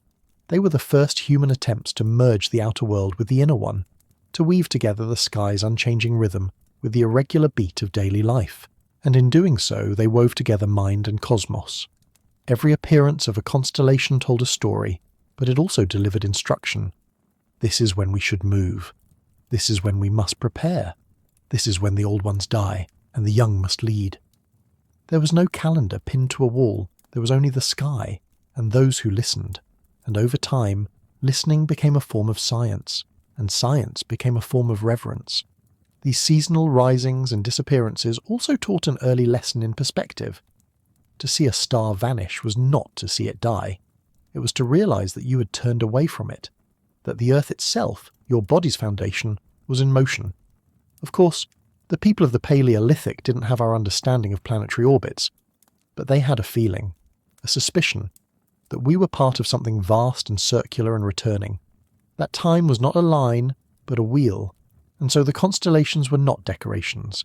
They were teachers, they were cycles speaking in light, and to follow them was to follow not just the seasons, but the shape of time itself.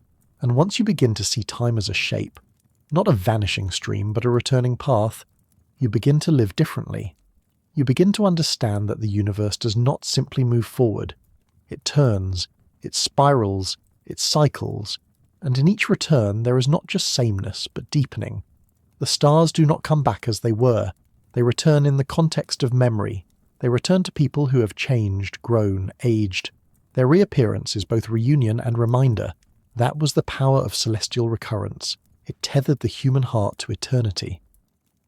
Long before temples were built, before gods were carved in stone, the sky offered the first continuity that outlived the individual. You could die knowing the Pleiades would return, that Orion would rise again, long after your bones had vanished into soil. There is quiet grace in that. The idea that something of your world will go on, untouched, unmoved by the transient nature of your own existence. In this way, the rising and falling of stars was not only science or myth or map, it was mourning and it was meaning. Because a life lived in awareness of recurrence is a life that belongs to something larger. It is not adrift, it is connected. And this sense of connection, not to power, but to pattern, is one of the oldest forms of spirituality. Not worship as submission, but as alignment. Not belief as dogma, but as observation made sacred.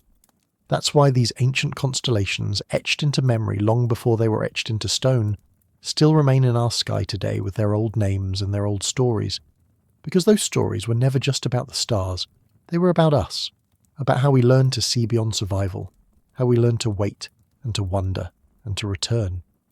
Even now, standing in a modern city, wrapped in electric light and digital time, the sight of Orion's belt or the Pleiades on a cold autumn night can stir something unspoken, a pulse beneath language, a recognition that you've seen this before, that someone long ago saw it too, that the sky you see is not yours alone. It is inherited. It is remembered. It is ancient. And in that remembering, the stars become more than distant suns. They become bridges. They span not only the seasons, but the chasm between past and present, between the early humans who counted time by the fire and us who count it with satellites and screens. But the core experience has not changed. We still look up. We still wait. We still search for meaning in the rising of the lights we did not place. Because somewhere deep inside we're still listening, still watching, still waiting for the giants to rise once more. When did humans first decide that the sky was sacred enough to be carved into stone? It is one thing to watch the stars, to feel their presence, to follow their patterns, to sense the rhythm of their return. But it is another thing entirely, something revolutionary, to imagine that they deserved monuments, that the sky itself could be honoured not just with stories whispered around fires, but with stones hauled, shaped, and placed in deliberate alignment. Before temples had walls, before gods had names, there were circles of stone, circles that faced the sunrise, circles that leaned toward the solstice, circles that held the memory of a sky now changed. How did they know? How did a people without metal, without writing, without cities, know enough to build with the heavens in mind? The answer may lie buried beneath a hill in southeastern Anatolia, where a site known as Göbekli Tepe began whispering its secrets only a few decades ago. At first glance, it seemed impossible. T-shaped limestone pillars standing in rings, many engraved with animals that did not match the environment. Foxes, cranes, boars and snakes, each carved with quiet precision. There were no houses, no graves, no evidence of settlement, just the stones.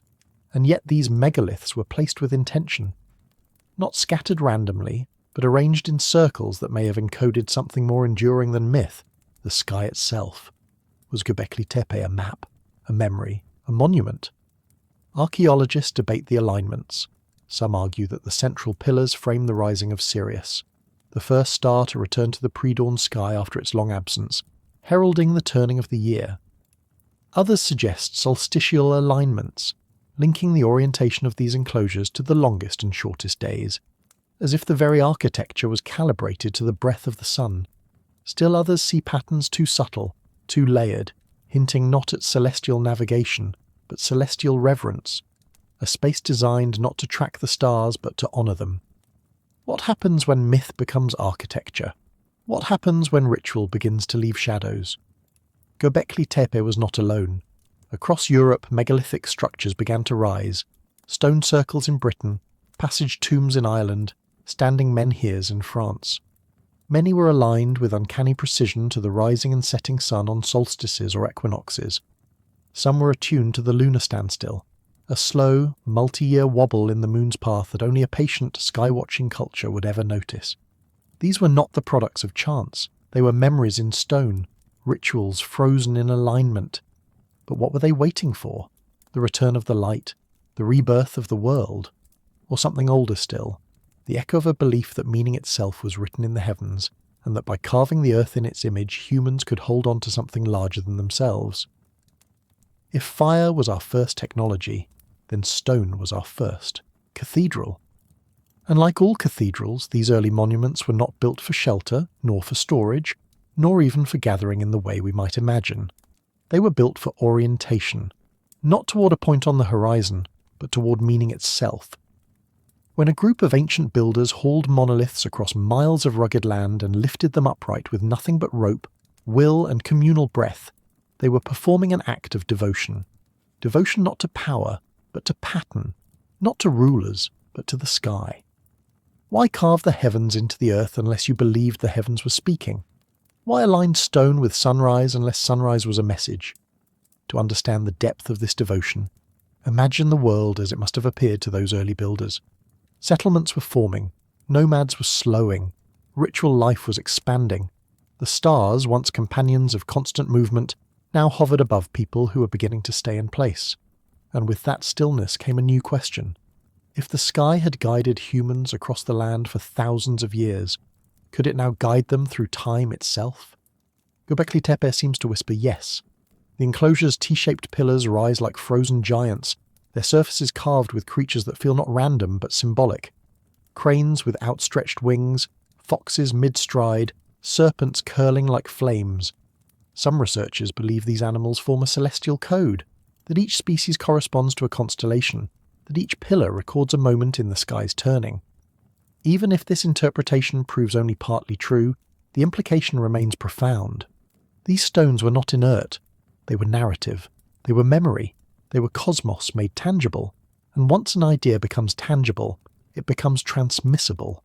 From Anatolia to the British Isles, from the Levant to the Atlantic coast, great stones began to rise.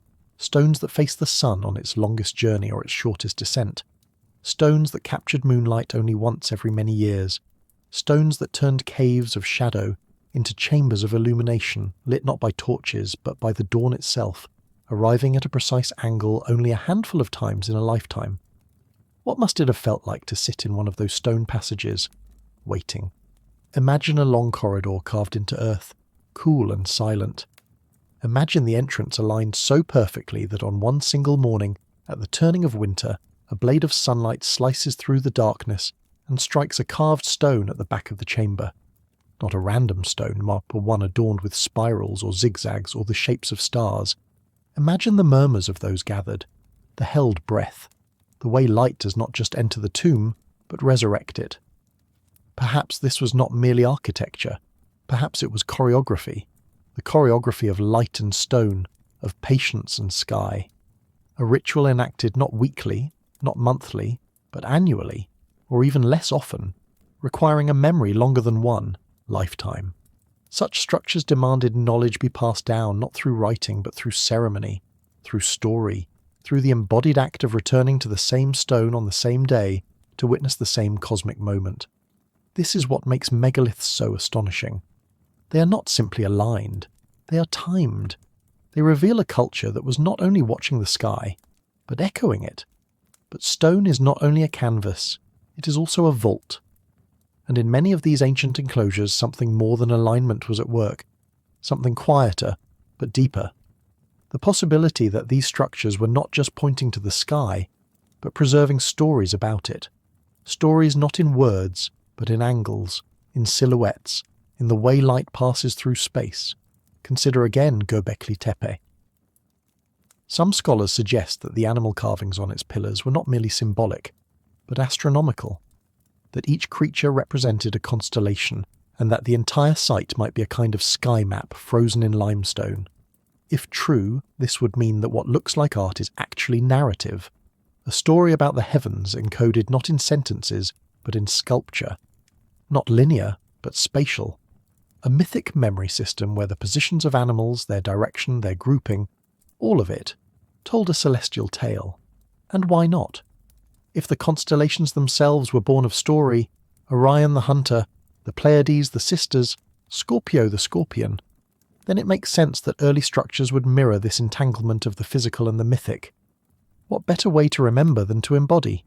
To take the sky and place it in the ground so that even if clouds obscured the stars, the memory of them would remain. Architecture then becomes more than shelter. It becomes transcription. And across the world, this impulse repeats. In the British Isles, stone circles like Callanish and Brodgar show similar celestial awareness. Though separated by millennia and miles, they too appear aligned with solstices, equinoxes, lunar cycles. But more intriguingly, some seem to have acoustic properties. Standing within the rings, one hears echoes differently. Sounds linger. The structure sings back. Could these have been temples not just of light, but of sound?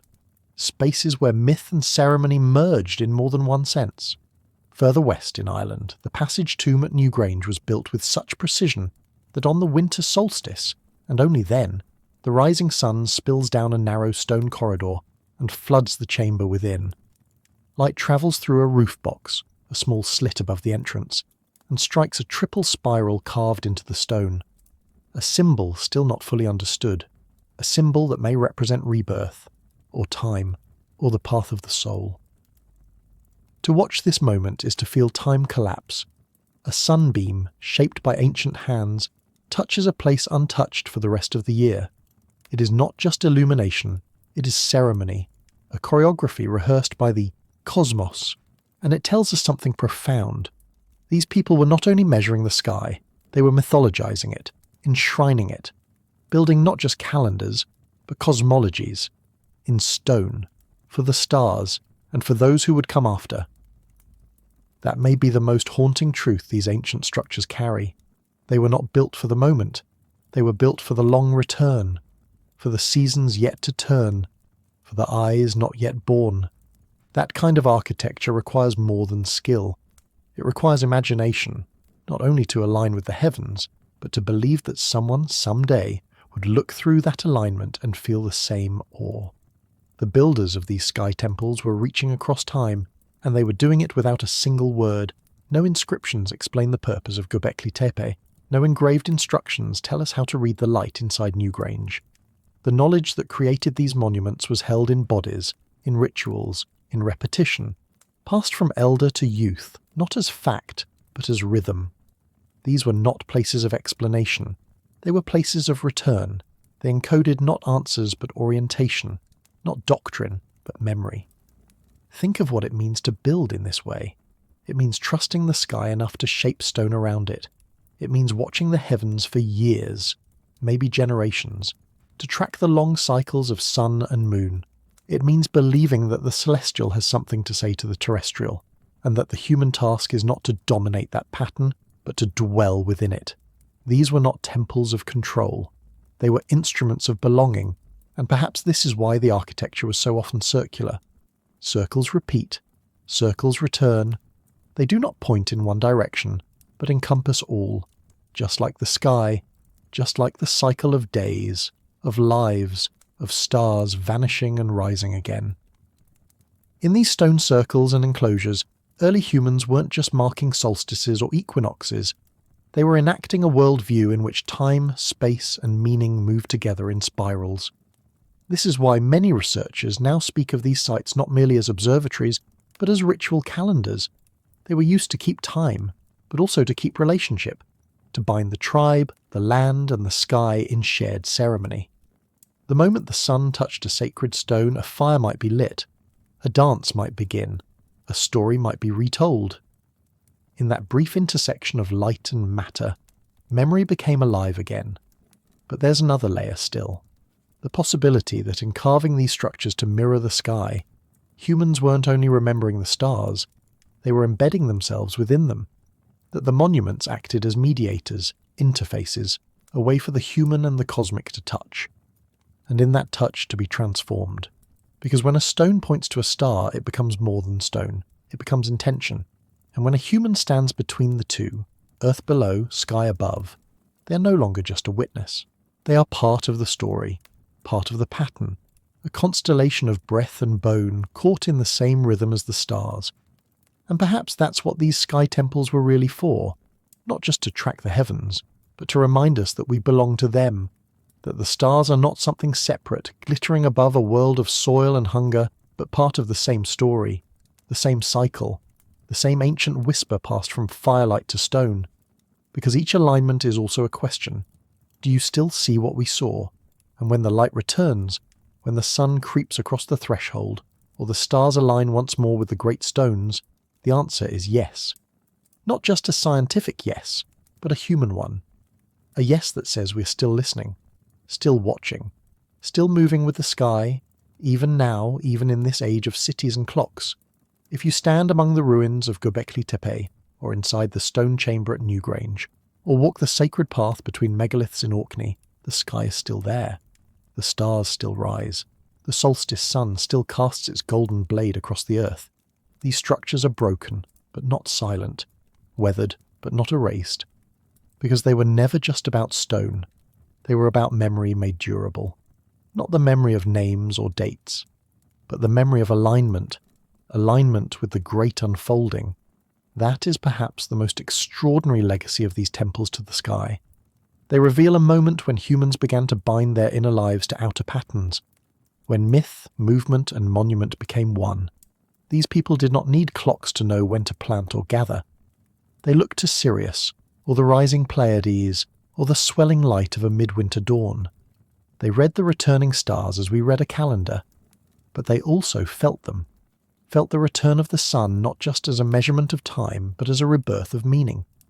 And in doing so, they carved meaning into the earth itself. So when we gaze at these great stones today, their edges softened by time, their carvings half lost to wind, we're not looking at ruins, we are looking at relationships, preserved across millennia, echoing a time when to watch the sky was not to escape the world, but to belong more fully to it. And maybe, in some quiet way, we still do.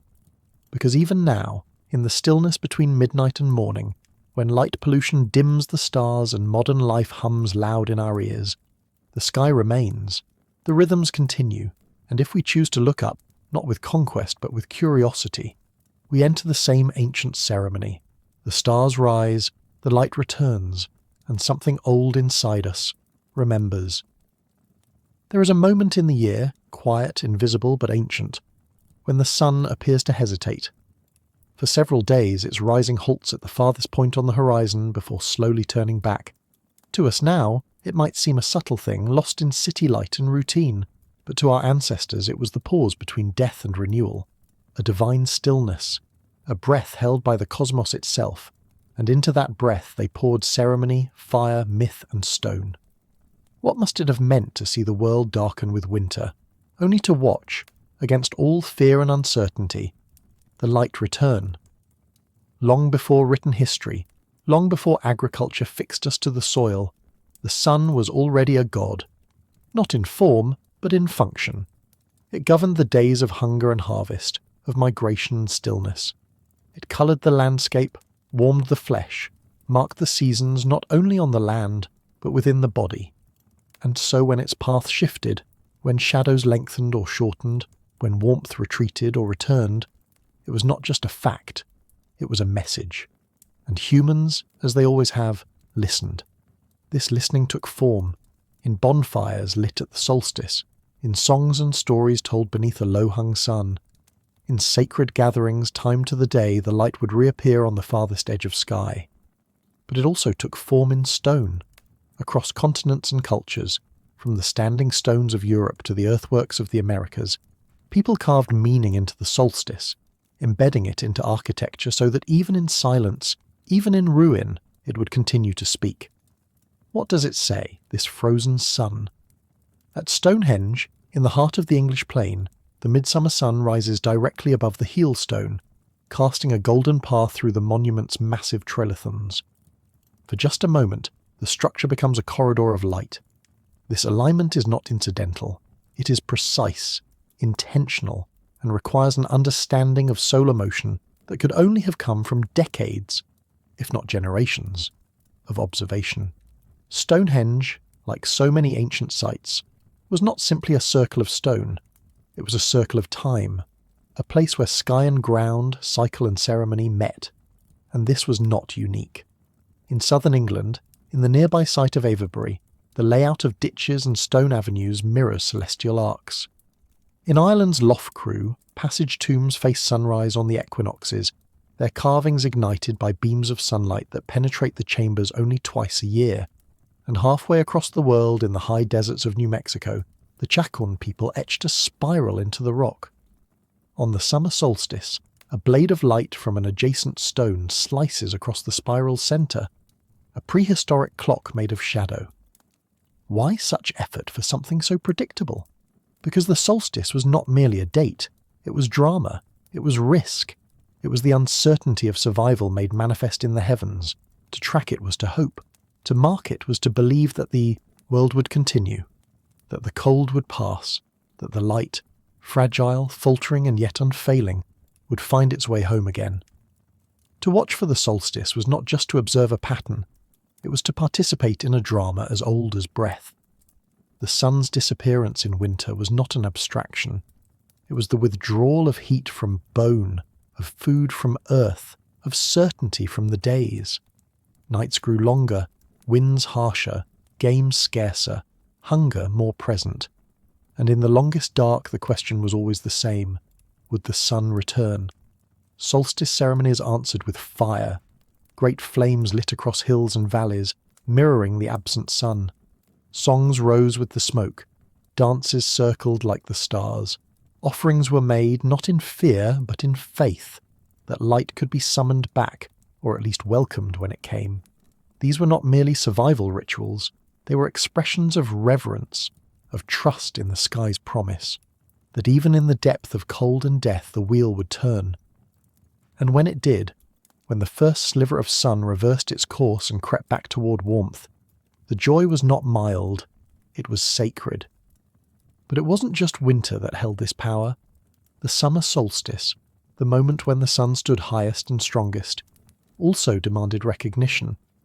In many cultures, this was a time of abundance, of flowering, of the earth at its fullest. Yet even this peak came with tension, for from this zenith the sun would begin its long fall. The days would shorten, the great light would begin to die, and so both solstices in their opposite ways invited awe. One marked the return of the sun, the other its retreat. Both were pauses, thresholds, moments when time itself seemed to hold its breath. To early humans, such thresholds were never neutral, they were liminal, sacred crossings between one state and another. Just as dawn is not simply morning, but the death of night. Just as dusk is not merely evening, but the undoing of light. So too the solstices were seen not as fixed points, but as turning gates. Dangerous, holy, ripe with potential. It was at these gates that myths were born. Across the ancient world, stories of dying and resurrecting gods mirrored the sun's path. In Mesopotamia, Dumuzi descended to the underworld and returned with the turning of the year. In Egypt, Ra's journey through the Duat each night reflected the solar cycle's peril and triumph. In pre-Columbian America, festivals of blood and light honoured the sun as both sustainer and devourer. Whether carved into tablets, spoken through generations, or danced in open fields, the story remained the same. The sun falls and rises again, and we rise with it. In aligning their monuments with these solar events, early people were not just tracking celestial mechanics, they were embodying myth. Their stones were not mere instruments of measurement. They were altars to the turning of time, built with the understanding that the cosmos was not indifferent, but intimate, that the light did not merely shine upon them, it moved through them. And in these movements something profound occurred. Architecture became a way of touching the sky. When ancient builders oriented a passageway toward the solstice sunrise or engineered a stone lintel to catch the equinox light, they were not decorating their world, they were dialoguing with it. They were building structures that answered celestial motion, that awakened only at the appointed hour, like instruments designed to play a single sacred note. Take Newgrange, for example. Once a year, and only once, a shaft of sunlight pierces the long stone passage and illuminates the chamber at the end. For those who have witnessed it, the experience is transformative. Darkness yields not gradually but suddenly, dramatically, as though the sun has chosen this one moment, this one place, to be born again. It is light as revelation, light as a visitor, light as a promise fulfilled. Who first imagined aligning a structure with that moment? Who first noticed that on a specific winter morning, the sun sent its blade of gold along a precise path? To anticipate such an event requires not only observation but devotion. To build for it requires collaboration, vision, and the belief that this single beam of light was worth the labour of hauling tons of stone. And what does that belief say? It tells us that the solstice was not simply a celestial fact, it was a spiritual crescendo, the climax of the year's long, slow arc, a turning point not only for the sun, but for the people who gathered to greet it. In those dark chambers, the return of light was not just seen, it was felt, it was inhaled, it was lived. Across the ancient world we see variations of this same impulse. Stone circles aligned to midsummer sunrise, burial mounds facing equinox dawn, petroglyphs etched into cliffs where a narrow solstice shadow cuts across a specific spiral only once per year. These were not coincidences. They were collaborations between earth and sky, choreographed by human hands. Each site became a kind of cosmic hinge, a place where the turning of the year could be witnessed with unmistakable clarity. And yet these structures were not purely astronomical. They were emotional. Seasonal extremes were not just times of environmental change. They were times of existential exposure. The longest night brought uncertainty, hunger, the fragility of life. The longest day brought heat, exhaustion, and the knowledge that abundance would eventually wane. These were the thresholds at which human emotion and cosmic rhythm intertwined most deeply. To mark them was to acknowledge fear and hope in a single gesture. And so, monuments became mirrors. They reflected not only the sky's changes, but the changes within the human heart. The solstice sunrise did not just illuminate stone, it illuminated community. It reaffirmed that the world was cyclical, not chaotic. That darkness had an endpoint, that light had a promise, that humanity belonged to a rhythm far more ancient than any story told around the fire. In this way, every aligned stone, every calibrated chamber, every solstice ceremony spoke the same quiet truth. We are part of the turning. And so it was not only stone that bore witness to the sun's stillness. It was myth, ritual, and reverence. Across the world, across cultures separated by oceans and epochs, human beings turned their gaze to the same horizon, to the same sun, and saw in its slow journey a mirror of their own. And what they saw, they made sacred. Among the Inca of the Andes, the winter solstice, Inti Raymi, was a time of renewal. The sun god Inti, whose warmth sustained the world, was honoured in a festival of fire and fasting, a ritual resurrection of the light. Offerings were made, ceremonies unfolded in great plazas designed with solar geometry, their stones catching and channeling the sun's longest light. Here, the solstice was not a scientific moment. It was a negotiation between people and the divine. In ancient China, the winter solstice was linked to the rebirth of Yang, the force of light, warmth, and activity. It was the day when yin, the cold and dark, reached its fullest expression and began to yield. Observed with family gatherings and rituals of harmony, this moment reflected the deep cosmic duality upon which much of Chinese philosophy was built: balance, rhythm, return. Among the ancient Maya, the solstices and equinoxes were etched into pyramids and ceremonial sites with breathtaking precision. At Chichen Itza, during the equinoxes, shadows form the shape of a serpent slithering down the pyramid steps, a celestial serpent that connects heaven and earth. The Maya did not simply measure the sun. They built their lives around its rhythm, embedding its cycle into architecture, agriculture, myth, and ceremony. And in ancient Egypt, the sun was not merely a star, it was the soul's journey. The god Ra sailed across the sky by day and through the underworld by night. The solstices, particularly the summer solstice, held immense significance. It marked the rising of Sirius, the star whose appearance foretold the flooding of the Nile, and with it, the renewal of life. This union of sun and water, light and land, was not coincidence. It was cosmos. In all these cultures, and many more, the sun's stillness was not passive. It was participatory. It invited song, offering, reflection. It asked the human world to respond, not merely observe. And the people answered, generation after generation, with stories and structures, with fires and feasts. They marked these pauses in the sky not to control the world, but to feel part of it. For what is a solstice truly, if not a reminder that change follows stillness, that every retreat is also a return, that the universe does not move in lines, but in circles, and that we too are carried on its arc? This is what they marked in stone, not certainty, but belonging. Because in the great silence of the solstice, in that pause when the sun seems to hover, unmoving on the edge of the sky, something within us listens.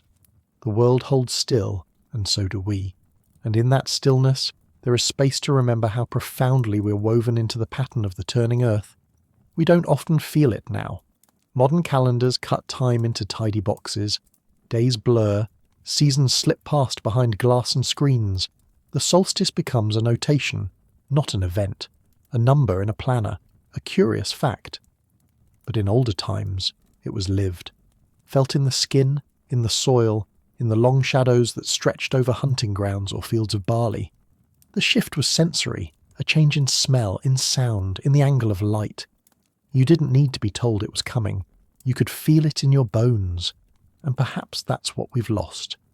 Not the knowledge, but the intimacy. Because the solstice was never only about the sun. It was about us, our fears and our hopes, our longing to belong to something larger, something recurring, something that returned even after it vanished. The sun was proof that darkness was not forever, that the world remembered how to begin again. The people who built solar-aligned temples knew this. They had no need to explain it with equations or orbits. They felt it in the seasons, in the pulse of animal migrations, in the way trees bloomed and rivers swelled. The sky was not distant. It was a rhythm written across every living thing, and to mark the solstice, to stop and light a fire or stand before a carved stone at dawn, was to say, I remember the rhythm, I am part of it. And now, even surrounded by the noise of the present, we can still return to that rhythm. We can still wake early and watch the winter sun rise low and reluctant and feel a hush descend. We can still watch the summer light linger at the edge of evening and sense its peak, knowing the wheel has turned. And in that awareness, something ancient stirs. Not fear, but connection. Not knowledge, but recognition. That once, all across the world, humans stood where we now stand, breath fogging in the cold, hearts full of waiting, and watched the light pause. They didn't just survive the turning of the year, they sanctified it. They carved it into the earth so that others far ahead might not forget, and we haven't. Even now, beneath electric skies, we still feel the pull of the solstice, a silent invitation to step out of time, into time, to remember that the sun has always returned, that we are still part of the arc, that in the stillness of the sky, we are never truly alone. They did not see the sky as separate. Not just a ceiling stretched above their world, nor a clock to count their days, but a presence, a being, a vast and knowing rhythm that pulsed with meaning. The heavens, for our early ancestors, were not inert. They were alive with story, with power, with intention, and what they observed above was not only a reflection of the world outside, but of the world within. The sky was not merely watched, it was felt. What happens when a human stares at the stars long enough to see patterns? And what happens when those patterns begin to speak? Somewhere, tens of thousands of years ago, under a sky untouched by city lights, a person sat in stillness and entered a different kind of seeing. Not the outward gaze of a hunter scanning the tree line, not the careful eye of a tracker reading the ground, but the gaze that turns inward as it gazes out, the gaze of a dreaming mind, a shamanic mind. We do not know their name, or their language, or what visions stirred behind their closed eyes, but we know this. Across nearly every ancient culture, across continents and climates, the same forms emerge. A human figure bridging earth and sky, a pathway of stars leading to a spirit realm, a veil between this world and another, lifted not by logic, but by trance. Why did so many people so far apart come to the same conclusion? That the cosmos was a mindscape, and that within its spiralling forms and celestial cycles were messages, meanings, perhaps even ancestors. The stars were not distant fire, they were memory, prophecy, presence. Was it the motion of the heavens that made them sacred? Or the stillness of the observer who entered that altered state, who allowed the self to dissolve, and in that dissolution became something more than a body watching a sky? In the archaeological record we find no fossils of consciousness, but we do find its residue. Ochre handprints spiralling along a cave wall in rhythmic hypnotic patterns, hallucinogenic plant traces in the teeth of ritual burials, sacred mushrooms carved beside animal spirits on antler staves, and deep inside cave chambers, beyond the reach of daylight, we find the constellations of spirit. Dot clusters, spiral motifs, animal forms half fused with the human, a kind of cosmography, not of space, but of soul. These were not places of sleep, they were theatres of awakening. And always, above them, the sky turned. How did they know where the stars would rise? How did they anticipate eclipses, phases of the moon, the slow dance of Venus across the horizon? Perhaps because they did not separate observation from experience. They were not simply watching the heavens, they were listening to it, feeling it move through their dreams, their bodies, their myths. Astronomy was not a science of numbers, it was a rite of communion. What if the stars were never seen as symbols alone, but as thresholds, not maps to navigate the Earth, but invitations to leave it? And so the earliest astronomers were not merely watchers of the sky, they were travellers of the unseen. To understand their world, we must remember that their consciousness was shaped not only by wakeful thought, but by dreams, trances, rituals, and the blurred frontier between body and spirit. Their astronomy was not limited to what the eyes could measure, but extended into what the mind could journey toward. Imagine a Paleolithic night. The fire burns low. Sparks rise like tiny stars vanishing into the dark. A shaman, the dreamer, the healer, the intermediary, sits apart from the group, body swaying in a rhythm older than language. Their breathing slows, their senses shift. The world around them dissolves into pattern and pulse. In those moments, the line between sky and mind thins. The stars are no longer distant points, but gateways, pathways, ladders of light. Across cultures, this experience is described with astonishing similarity. A sense of climbing, a sensation of flight, a moment of dismemberment or dissolution, followed by rebirth. It is as though the human mind, when driven into its deepest quiet or its most ecstatic frenzy, seeks the sky not as an object, but as a destination. And the constellations, those ancient clusterings of light, become the landmarks of that inner journey. Why did so many early shamans describe ascending into the heavens? Because the heavens provided the structure for the ascent. Consider the constellations of the Milky Way, a band of shimmering dust stretching across the sky, soft as breath yet luminous as frost. Many ancient cultures saw this not as a random scattering of stars, but as a road, a river, a path of souls. Even the earliest myths we know, from Siberia to southern Africa, speak of a celestial bridge that connects the living to the spirits. Was this poetry, or was it the memory of a transborn vision repeated across thousands of years? In altered states, the mind is exquisitely sensitive to pattern, to rhythm, to repetition. The slow arc of the stars across the night sky, observed night after night, year after year, would naturally embed itself into these inner landscapes. A shaman entering trance under the wheeling constellations would not only see the stars, they would feel their motion, their order, their presence. And when they returned from the vision, trembling, breathless, changed, they would translate that experience into story, into symbol, into myth. Thus the cosmos became a mirror for the inner life. The phases of the moon echoed the phases of healing. The rising of Sirius echoed the rise of memory. The disappearance of Orion echoed the shaman's descent into the underworld.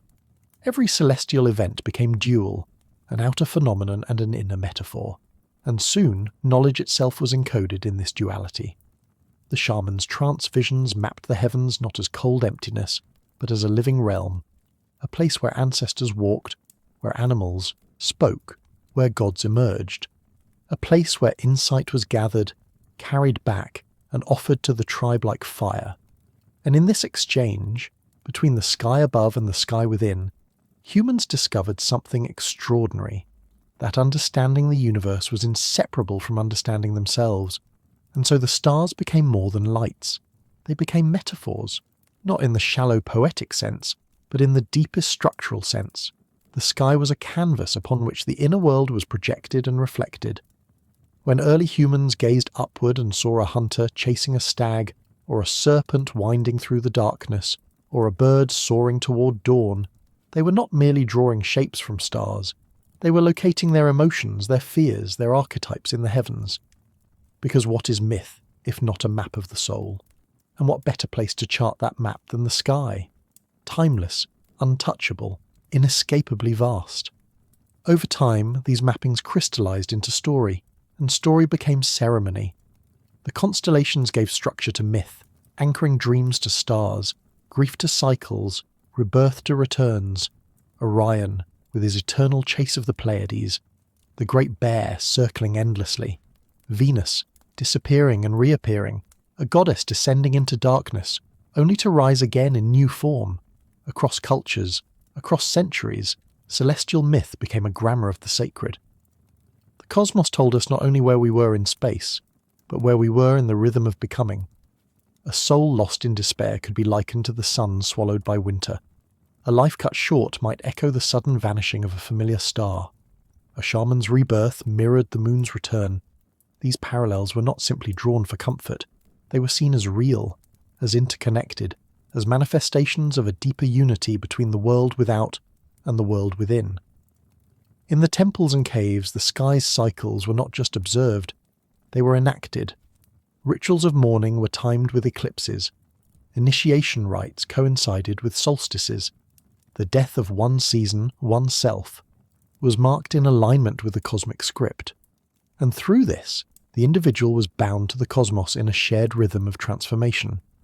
In this way, the stars were never abstract. They were intimate. They mirrored not only the physical environment, but the emotional one. They charted loss, longing, birth, betrayal, return. And the stories passed down, orally, ritually, ceremonially, were not merely cultural traditions. They were technologies of inner navigation. The cosmos was both compass and mirror, both guide and reflection, and through it, the early human mind found a way to express what could not yet be written, to know what could not yet be named. Because long before philosophy, before psychology, before theology, there was the night sky. And in that sky, a million silent stories waited, not to be decoded, but to be felt.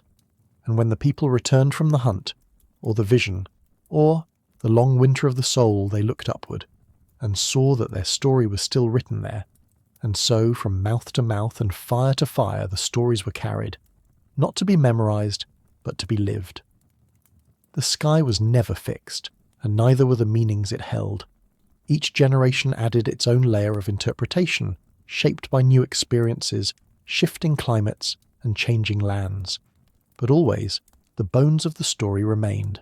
Stars as teachers, myth as medicine, ritual as the bridge between the seen and the unseen.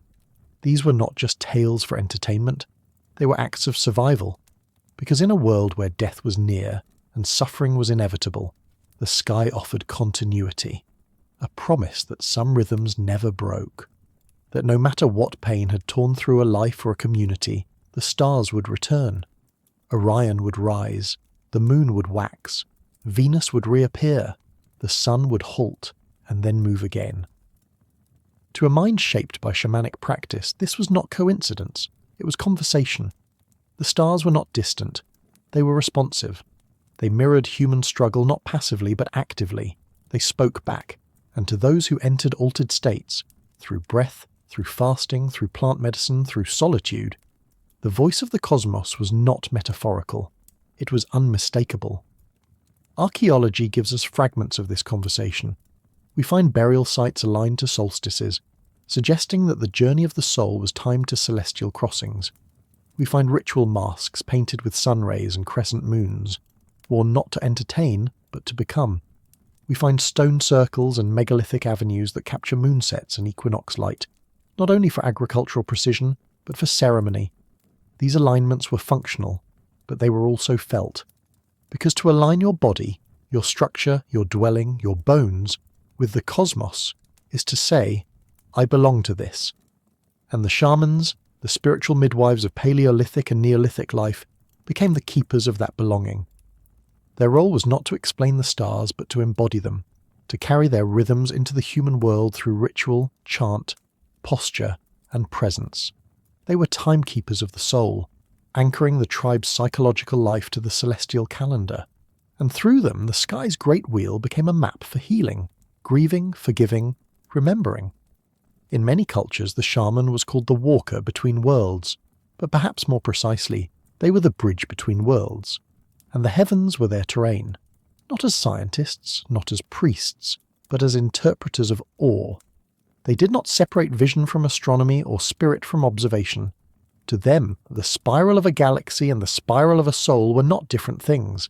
They were reflections, different languages of the same story. And when they returned from their journeys, bearing songs, symbols, teachings, they placed them in the only place that could hold them fully, the sky. And there they remained, not etched in language or buried in stone, but carried in memory, in ritual, in the stories that curled like smoke through generations. Even now, though the shamans have vanished and the rituals have been rewritten by time, we still feel the faint tug of that old understanding. When we lie on our backs and watch the stars wheel across the sky, something in us quiets, something ancient, something not lost, only sleeping. We may call it wonder. We may call it stillness, but to those who came before us it was spirit. The sky was not just a map to navigate the world, it was a mirror in which to find the self. And perhaps that is what the earliest astronomers gave us, not just the beginnings of measurement, but the beginnings of meaning. In charting the heavens, they charted the shape of their longing. In naming constellations, they named emotions. In following the cycles of light and shadow, they began to understand the cycles within themselves. Because what else is a constellation, if not a story held still? A myth suspended in motion, always returning, never the same. That is why so many ancient cosmologies place spirit among the stars, ancestors ascending into the firmament, souls reborn as shining lights, gods with names that shimmered across seasons. These were not metaphors born of ignorance, but of intimacy. The sky was where the invisible became visible, where the unspeakable could be seen, if not said. And that's why, even now, when we suffer, we look upward. When we fall in love, we find metaphors in the moon. When we grieve, we say someone has gone to the stars. We are not so different. Only our language has changed, only our distractions have grown louder, but the stars still wait. Patient, rhythmic, familiar. They do not demand belief. They simply are. And if you step outside tonight and let your eyes adjust to the dark, and let your breath settle into the quiet, you may notice something that's always been there, that the sky does not feel far.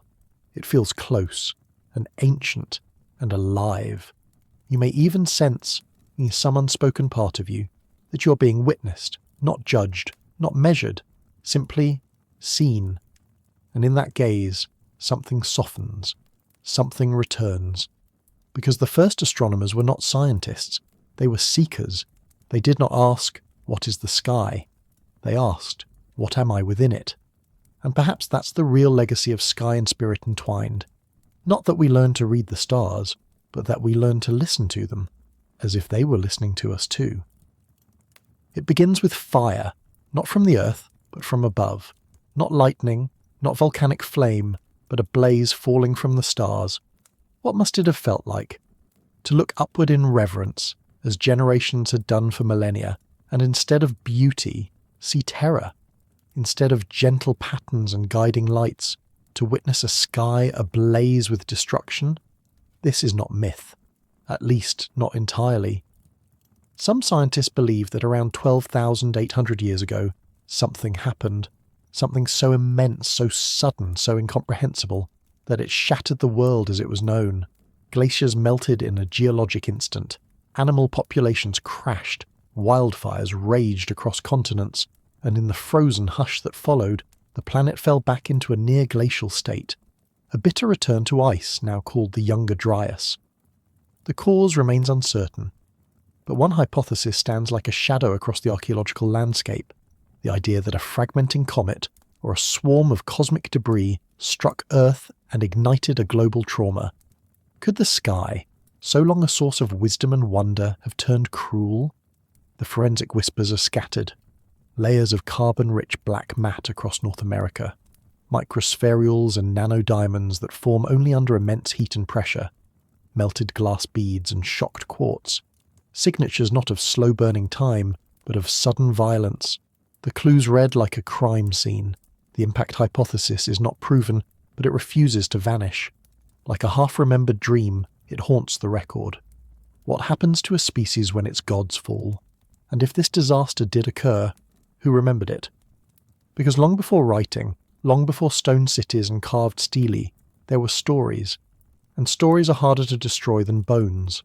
Around the world, among peoples who never met, who never traded words or tools or blood, there exist eerily similar tales. Of fire from the heavens, of floods that erased entire civilizations, of stars that fell and changed the course of human fate. Aboriginal stories in Australia carved into bark and remembered in songlines. Native American oral traditions of sky serpents and burning lakes. Göbekli Tepe, possibly erected in the centuries following the Younger Dryas onset, covered and reburied with unsettling haste. Is it possible that myth itself was born in response to a sky that once betrayed us? To witness the stars unleash death would not merely frighten, it would fracture something deeper. The same heavens that told us when to plant, when to hunt, when to mourn, now screamed chaos. The duality was undeniable. The sky became both teacher and destroyer. And when order breaks, when familiar cycles fail, where does the human spirit turn? Perhaps it turns inward. Perhaps it builds new myths. Perhaps it watches the stars not just to be guided, but to be warned. And perhaps that is when we first understood that the sky is not a clock, it is a mirror, and sometimes that mirror shatters. When the sky breaks, something in the human mind breaks with it. Because for tens of thousands of years the heavens had been our anchor, a realm of dependable rhythms where stars returned, seasons cycled, and meaning could be trusted. But if a blazing catastrophe tore across the sky, what then? Imagine standing beneath a darkened horizon, expecting the constellations you know, Orion, the Pleiades, the wandering light of Venus, and instead seeing a streak of white fire rip across the firmament, a sound like the tearing of mountains, a shockwave that turns forest to embers. This is not the slow violence of winter or hunger.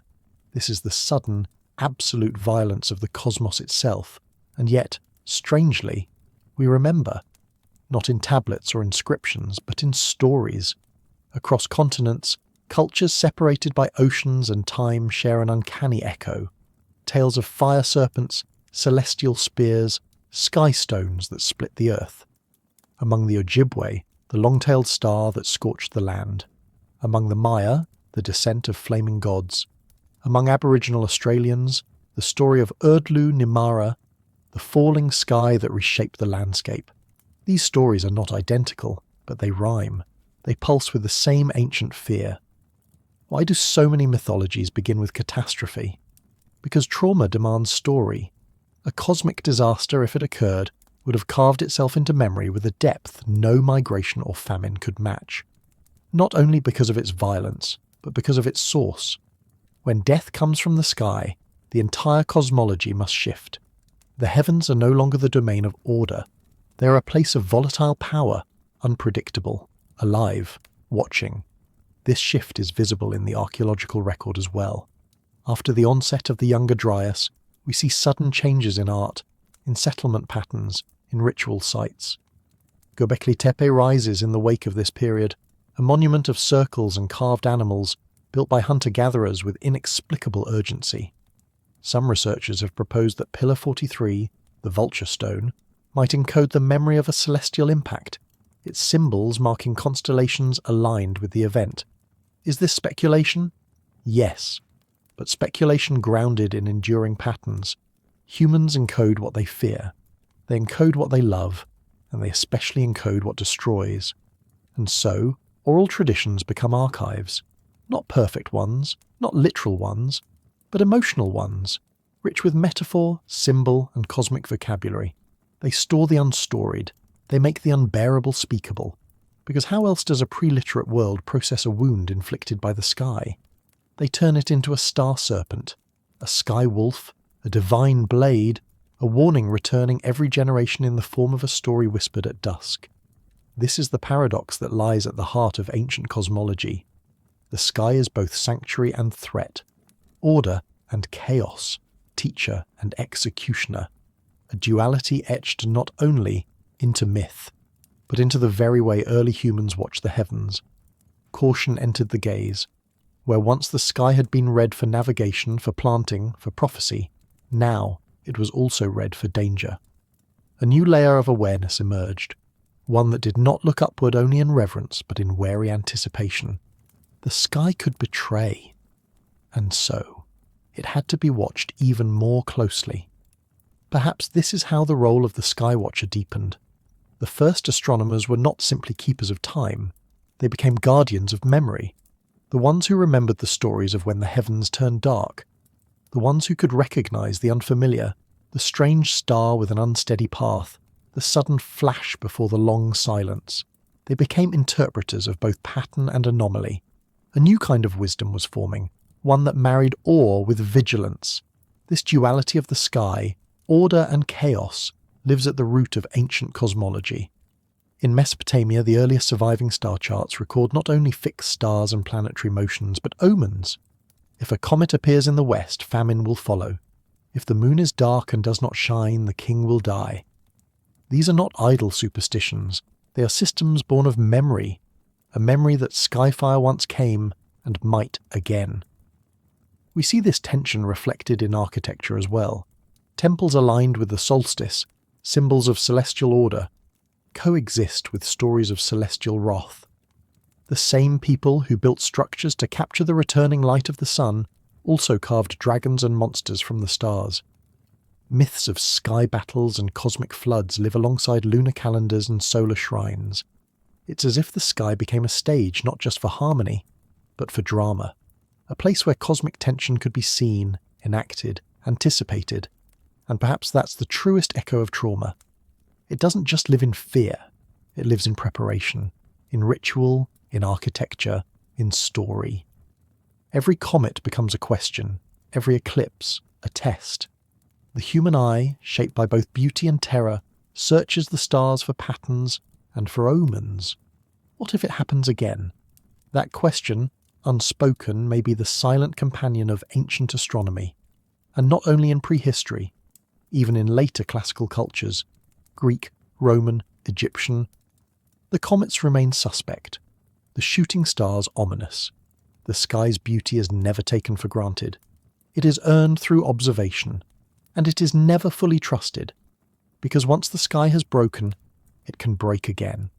And so, watching becomes devotion, not only for insight but for survival, a vigilance passed down not through scrolls, but through the whispered stories of a time when the stars did not just shine, they burned. And when something burns itself into collective memory, it does not vanish, it transforms. For preliteric cultures, memory was not passive, it was sacred. Storytellers were not entertainers, they were custodians of survival. They bore the weight of what could not be buried, only remembered. And in that burden, celestial trauma became myth, became symbol, became prophecy. Take, for instance, the recurring imagery of the world on fire. In Aboriginal Dreamtime stories, the sky itself cracks open to release flame. In Norse mythology, the end of the world, Ragnarok, begins with fire from above and the sun turning black. In Zoroastrian cosmology, a rain of molten metal purifies the earth. Even in the later Christian tradition, Revelation speaks of stars falling from heaven as a fig tree casts its unripe fruit. Are these merely cultural inventions? Or could they be psychic fossils, imprints left by real, searing encounters with the violent face of the cosmos? Modern science often resists such interpretations. Rightly cautious, it demands repeatability, measurement, data. But memory does not work that way. Memory is emotional.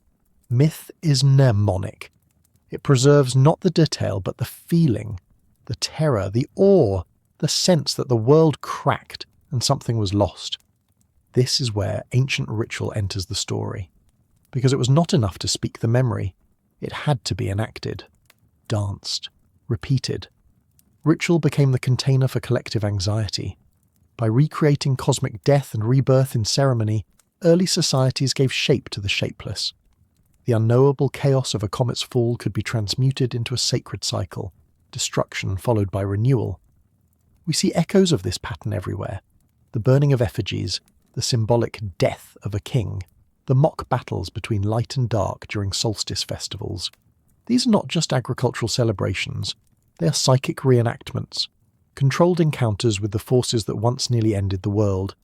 Even the structures built after such events seem to hold the tension of opposites. Göbekli Tepe, that oldest of sacred sites, is full of symbols that straddle the line between sky and earth, life and death. Vultures, scorpions, headless figures, not just totems, but thresholds, representations of beings that move between worlds, watchers of the heavens. And perhaps that was the ultimate role of these early sanctuaries, to process what could not be forgotten, to anchor fear in stone, to align with the cycles not only to mark their beauty, but to pray they would continue, that nothing would fall again. Because in the heart of every myth is a plea, let it not happen once more, let the sky remain whole, let the stars stay where they are, let the fire never return. But perhaps deep down they knew it would, because the stars never promised permanence. Their beauty lies in rhythm, not guarantee.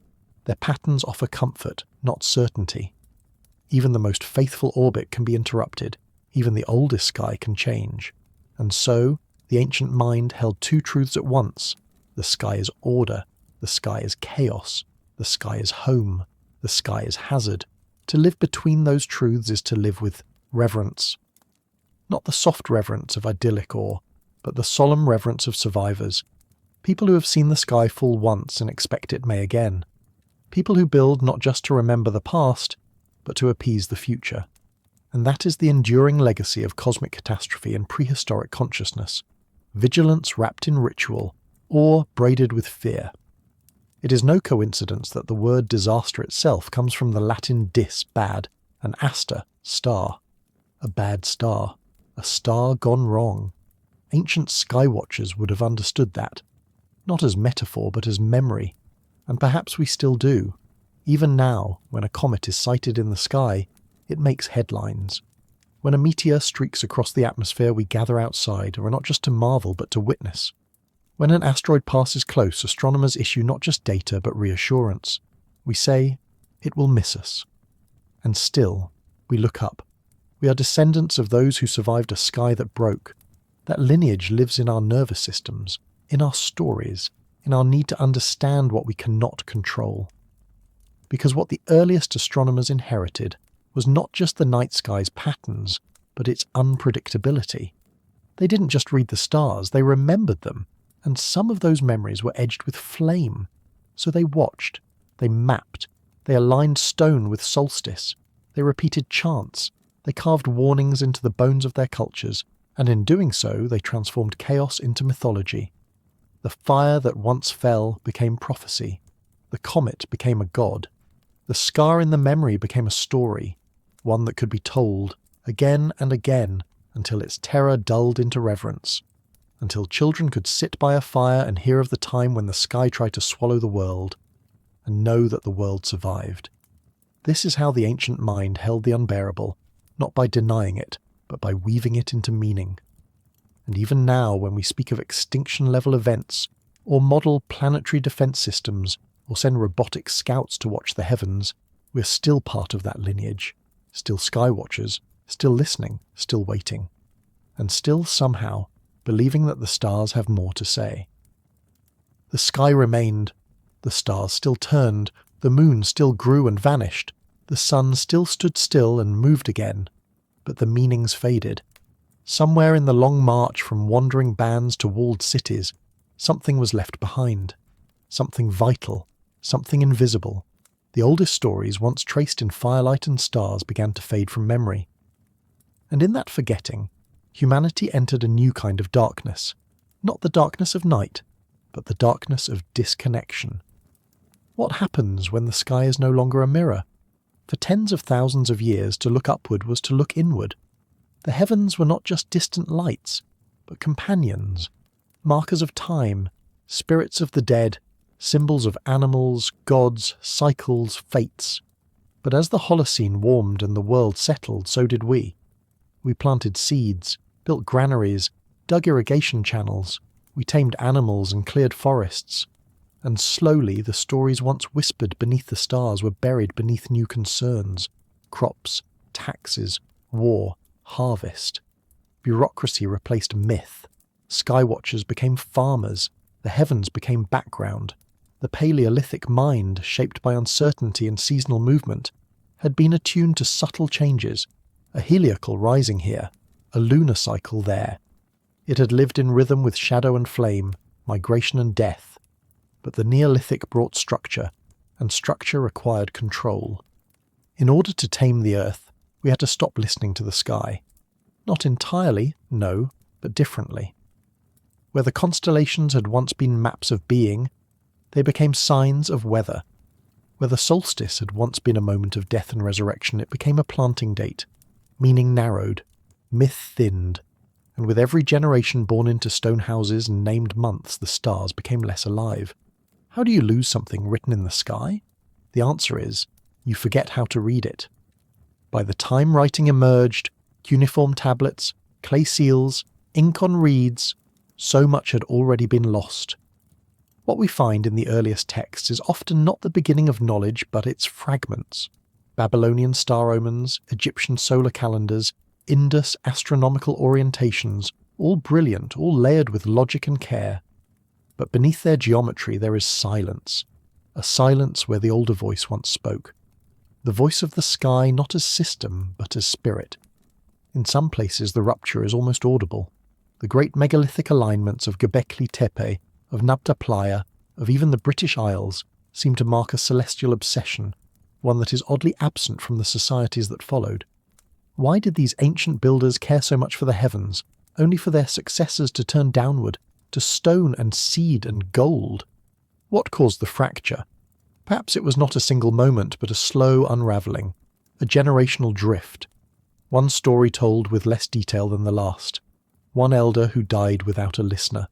One ritual sunset that came and went, unmarked.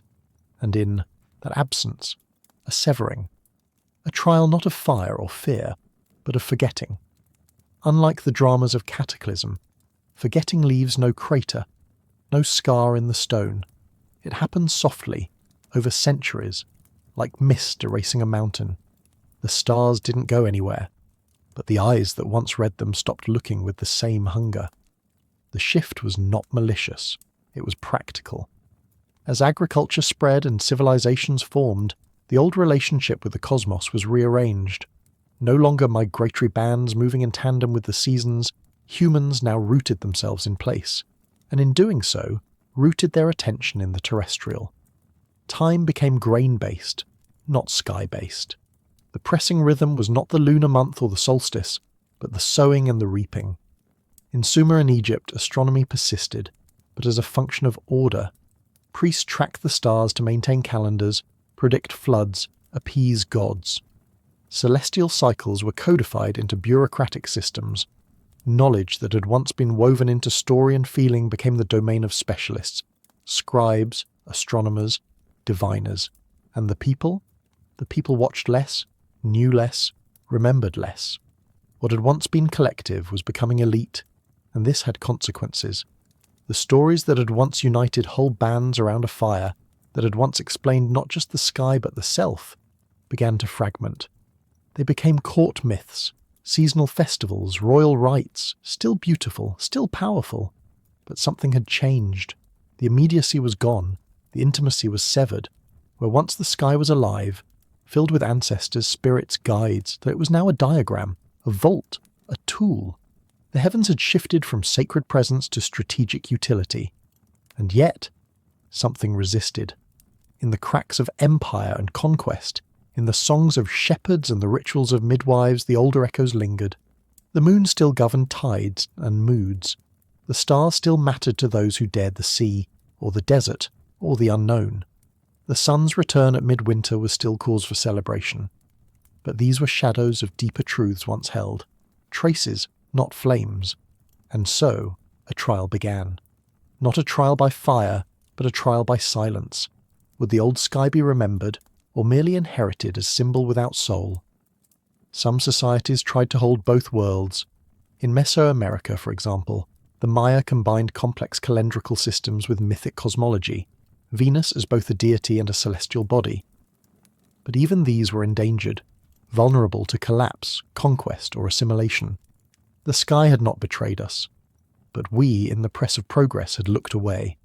We built towers to watch it, ziggurats, pyramids, observatories, but fewer stood beneath it with wonder.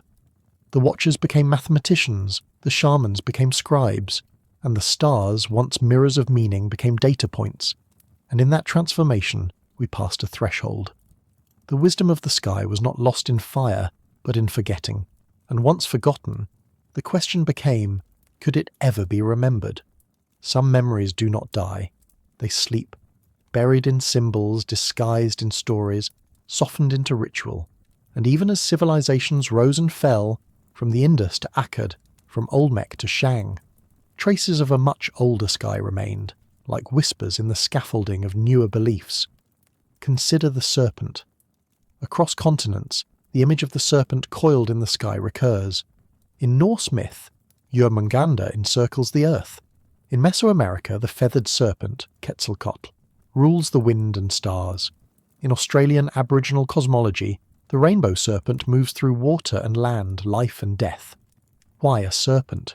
Why the curve, the coil, the endless return? Perhaps because once, long before these names and nations, people lay beneath the Milky Way and saw in its shimmer the sinuous path of something sacred. Not a god, perhaps, but a presence, a pattern, an invitation to remember what the sky once meant, not just what it told. Other echoes survived in constellations. Orion, known today across much of the world, may trace its roots to Paleolithic star patterns. The figure of the great hunter appears again and again, in Greek myth as Orion himself, in Egyptian tradition as Sa, and perhaps, just perhaps, in the cave art of Lascaux, where dots above a bull may reflect the belt and shoulder stars of a familiar celestial figure. These are not proofs, they are echoes, but echoes carry memory. Even when the shape of the myth changes, its pulse remains. Seasonal festivals offer another kind of survival. Rituals that once marked celestial events, now performed with little awareness of their origins. The solstices, so carefully aligned in Neolithic monuments, become moments for feasts or faith traditions. The midwinter return of the light, once watched with breath held, becomes candles and songs and evergreen branches. The summer's apex, once a time of sacrifice or celebration, becomes harvest fairs. The structure is retained, even when the starlight has faded from meaning. This is the paradox of forgetting. What we forget with the mind, the body often remembers. Rhythms persist. We sleep in cycles. We grieve in moons. We feel a quiet shift in ourselves when the seasons change, as if something older than language stirs within us. Perhaps that too is a memory, not one told in story, but in sensation and myth. Myth remembers best of all. Even when its symbols are misunderstood, its structure carries ancient knowledge. The descent into the underworld, the dying and rising god, the battle between light and dark, these are not arbitrary themes. They are reflections of solar paths, lunar phases, planetary retrogrades, and they are older than writing, perhaps older than speech. They are the dreams of the sky, refracted through human time, and though civilizations may collapse and languages may vanish, myth is stubborn. It weaves itself into new forms. It waits. And through it, something survives. Because forgetting is never absolute. It is porous, imperfect, and what slips from speech may still dwell in silence, in the body, in the breath, in the way someone stands transfixed by the moon without knowing why. Even as the celestial languages faded, the hunger remained. The desire to look up, not just to navigate or calculate, but to feel. A kind of reaching, a longing to belong to something vast and ordered, even as the structures of empire narrowed vision and confined the soul. And so we see it, in the dreams of mystics, the visions of prophets, the intuition of poets. A sense that the sky still speaks, even if the words are forgotten. Even if the grammar of the stars has been lost, the cadence remains. Take the tradition of the axis mundi, the cosmic pillar connecting earth to sky. It appears in cultures divided by oceans and millennia. The Norse Yggdrasil, the Hindu Mount Meru, the Mayan world tree, the shamanic world pole. Different names, same function. An echo of the same truth. We are not separate from the heavens. We are threaded through them. Who first dreamed of that thread? Who first imagined that a line might stretch from the soil to the stars, holding us in place, not in gravity, but in meaning? That person is lost to time. Their name, their face, their words, all gone. But the structure of their seeing remains, preserved like a fossil in belief. And here we arrive at a deeper understanding of the trial of forgetting. It was not only the loss of facts, star names, orbital tables, alignments, but the loss of a way of being, a cosmology that was participatory, not observational, a relationship, not a study. The ancient skywatchers didn't believe they were looking at something separate. They were part of it. They were constellations in motion, just like the stars above them. And in forgetting that, humanity became estranged, not from the sky itself, but from its reflection within. That is why the forgetting is a trial, not a punishment, but a test. A test of whether that knowing can live without words, whether it can endure beneath cities, beneath centuries, beneath distractions, whether the night sky still has the power to stir the old awe. Because even now, In an age of artificial lights and luminous screens, people still pause when they see the Milky Way, still gasp when a meteor tears across the sky, still feel something ancient, something unspeakable in the alignment of moon and sun during eclipse. These are not mere curiosities. They are moments of realignment, moments when the veil of forgetting thins, and for an instant, we remember. Not with the mind, but with the marrow. Not with knowledge, but with knowing. And that knowing, elusive, tender, older than language, is the ember that survived the forgetting. It flickers in dream, in déjà vu, in the feeling standing beneath a clear sky that something is watching or waiting, not threatening, not distant, just present, familiar, like an old friend whose name you've forgotten, but whose voice still stirs something in your chest. What does it mean that we forgot the stars? Perhaps it means that memory is not a straight line, that wisdom, like the moon, has phases, that even when truths vanish from the tongue, they might endure in gesture, in intuition, in ritual performed without understanding why. A festival held at midwinter, a candle lit at dusk, a child asking why the moon follows them. These are not remnants, they are seeds. Because while forgetting is real, it is not irreversible. What was lost can be found. What was buried can be uncovered. What was silenced can still echo in the heart of the listener. And so, humanity stands at a threshold. We have passed through the Neolithic, the Bronze Age, the empires and the revolutions, the mechanized night and the digital day. We have reached for the stars with machines, Voyager, Hubble, James Webb, and we have mapped their structures with breathtaking precision. But what of their meaning? What of the original stories painted in ochre and whispered in caves? What of the constellations that were not just groupings but guardians? There is a temptation to think of prehistory as primitive, to see the ancients as children, fumbling towards science. But perhaps that is our forgetting speaking. Perhaps they knew something we forgot in the rush toward abstraction, that the sky is not only to be understood, but to be felt. That awe is a kind of knowledge. That connection is its own kind of astronomy. To forget is human. But so is remembering.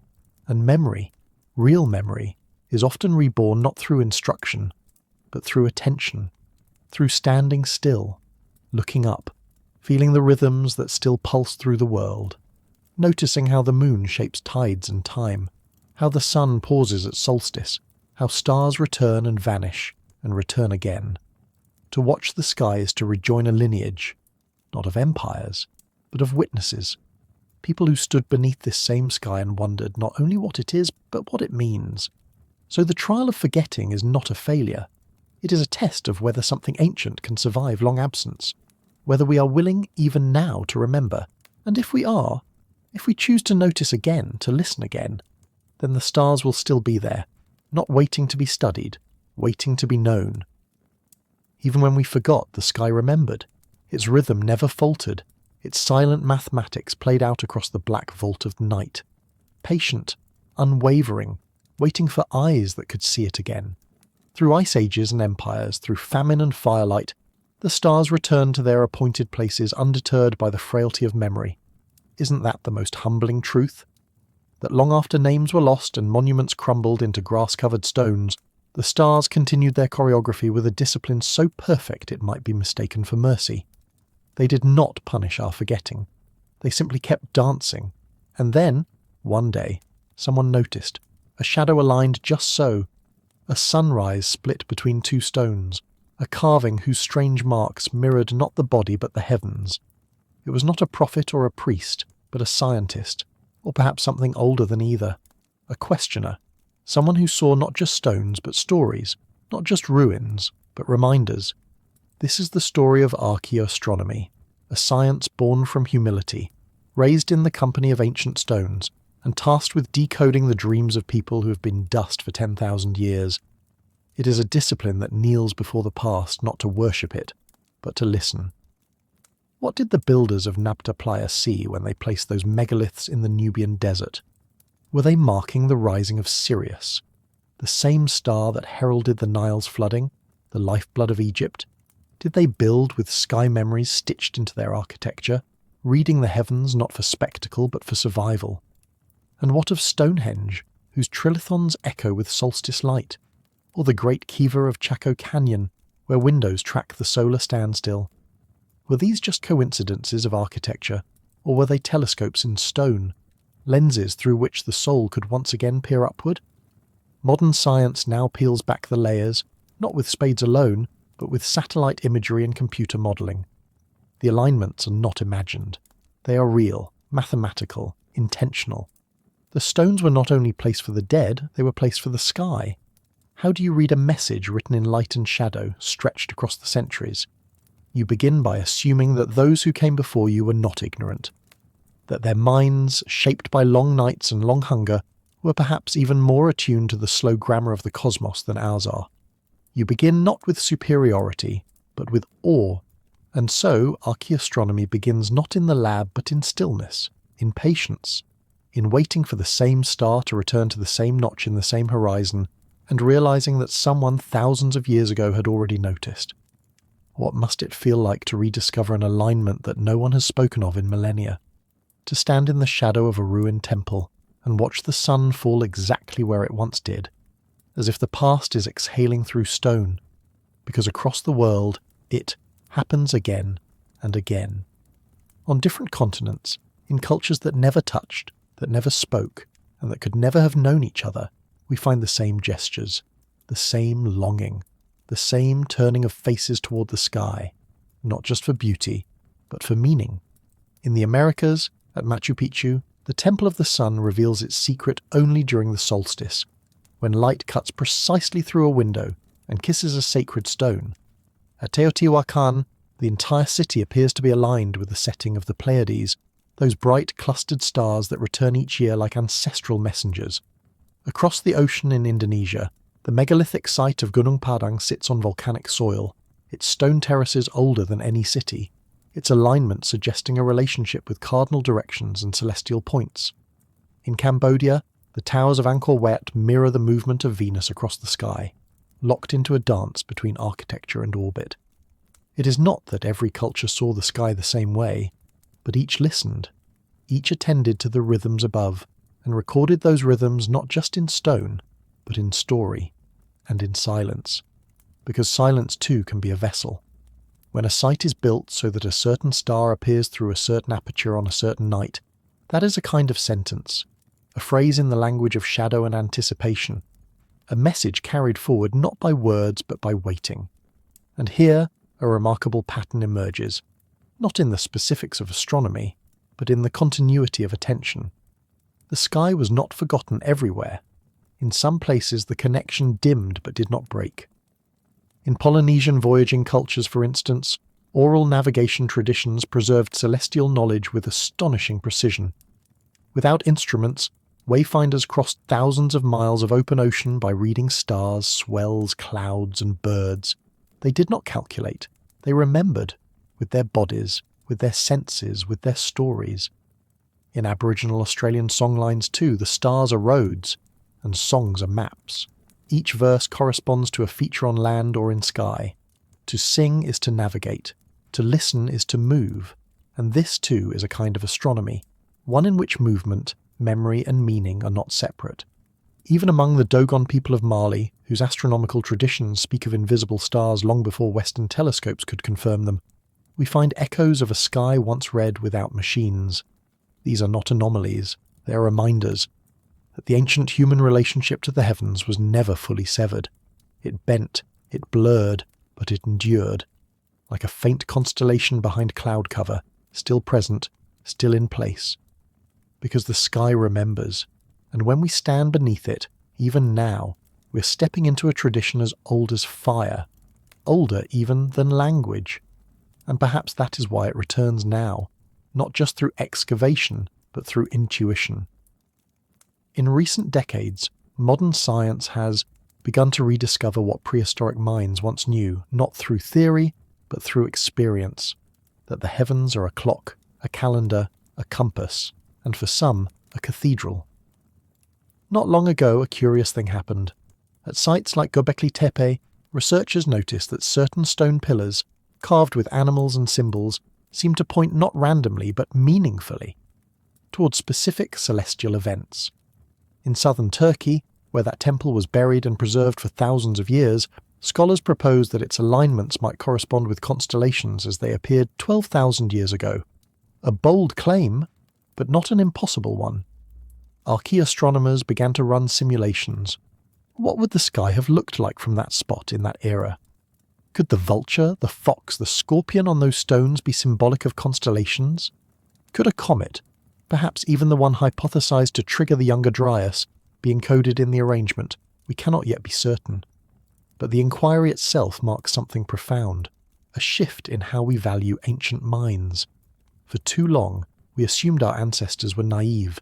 That myth was confusion, that ritual was error, that symbols were just dreams.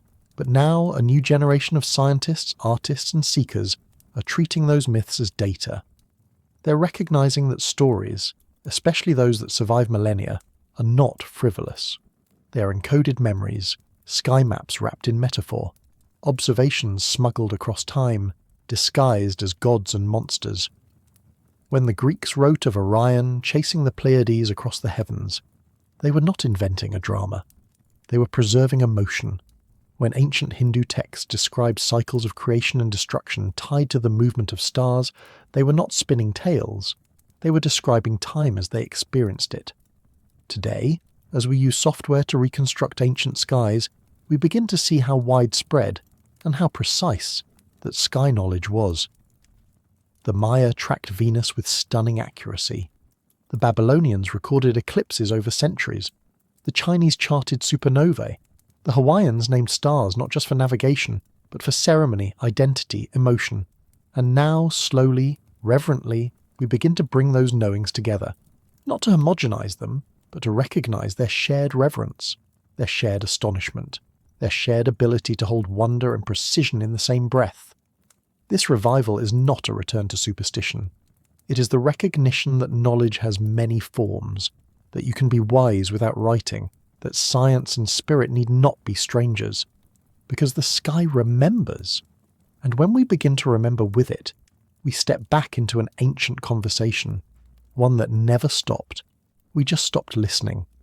But now, with ears tuned again to quiet rhythms, we're starting to hear what the sky has been saying all along. And what we hear is not just information, it's recognition. That feeling, standing under an open sky when your breath catches and your gaze lingers just a little longer. That's the body remembering. The mind may not know the names, the mouth may not know the songs, but something deeper does, something ancient. We are the descendants of sky watchers, and though the language has changed, the need has not. We still hunger to know where we are, when we are, and why we are. And the sky, vast, indifferent, yet oddly familiar, still offers an answer. Not in certainty, but in pattern, in rhythm, in a kind of echo. In this rediscovery, it's not just archaeologists and astronomers who are leading the way. Artists are shaping light installations that recreate solstice alignments. Poets write in the grammar of planetary return. Indigenous elders are once again invited to share the cosmologies that colonial science once dismissed. In Peru, Quechua knowledge keepers are working to revive the traditions of the Chacana, the Inca cross, a symbol tied to the Southern Cross constellation and the seasonal balance of life. In Hawaii, the Polynesian Voyaging Society continues its missions aboard Hokulea, navigating by the same stars their ancestors followed, reconnecting a broken lineage of astronomical mastery.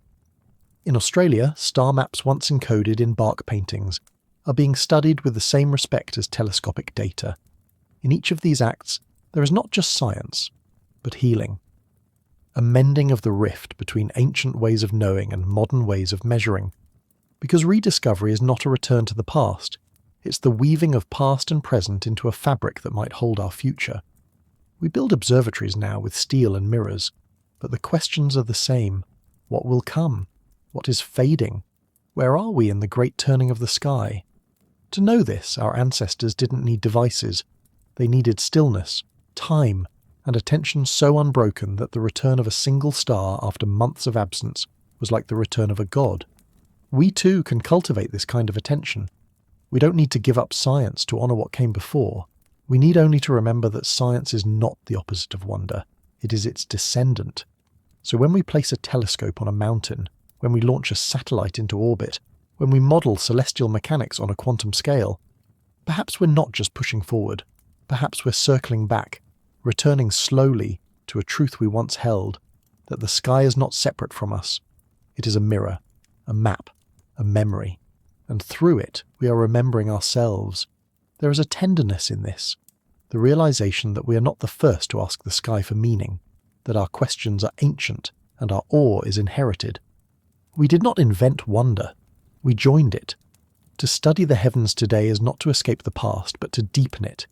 Every star we name, every orbit we chart, every pattern we rediscover, these are acts of homage, not conquest.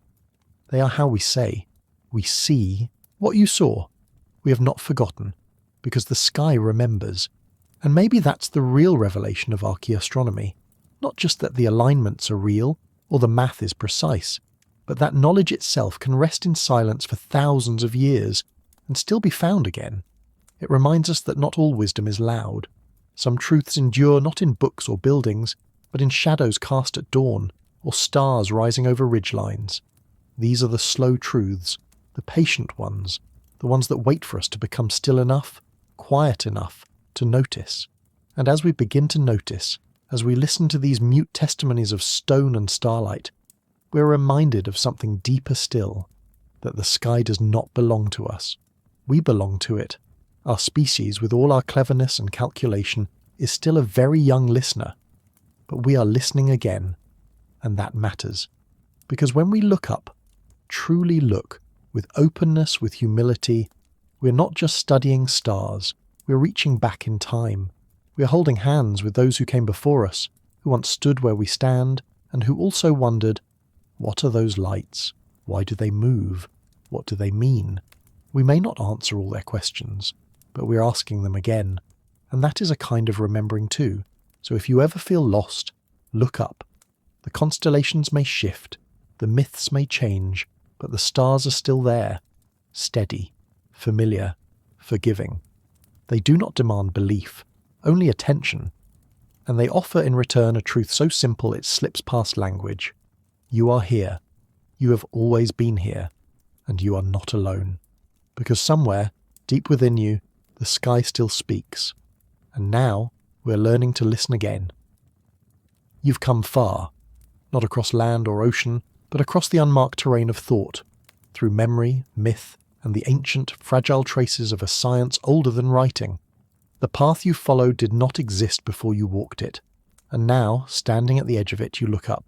The stars haven't moved, but you have. What do they look like now? Are they still distant fires in a cold and indifferent sky? Or are they something more, not just objects to observe, but companions in a shared story that stretches further back than language, further even than culture? What happens when you begin to see the sky not as background, but as narrative? Not as space, but as memory? It is a subtle transformation, the kind that doesn't shout but settles in, an inner stillness, a new rhythm of attention. You notice the stars now, not because they are new, but because they are familiar. And the wonder you feel is not the childlike thrill of novelty, but the quiet awe of recognition. Because you have seen them before, not with your eyes, but with something older. You have seen them through the eyes of the mammoth hunter carving lines into a bone, through the gaze of the cave painter brushing ochre across stone, through the woman who stood at Göbekli Tepe, waiting for the sunrise to split the monolith in two. What binds you to them is not blood, but attention, not belief, but wonder. That is the great secret of the sky, that it remembers us not by name, but by gaze, that to look up is to enter into an agreement, a kind of contract between curiosity and cosmos. You give the sky your questions, and in return it gives you silence. And in that silence, meaning stirs. For perhaps meaning has never lived in the answers. Perhaps it has always lived in the asking, the yearning, the moment when a creature, newly conscious, newly afraid, lifts its eyes and wonders, what are those lights? Why do they move? And where do I fit in their design? We have tried to answer those questions with science, with myth, with ritual and with reason. And each time we come close, only to find ourselves circling back, humbled again by the sheer scale of the thing we study. Not just its vastness, but its intimacy. Not just its distance, but its echo. For the sky is not above us, it is within us, carried in memory, etched in rhythm, sung in story. It is not other, it is us, written large.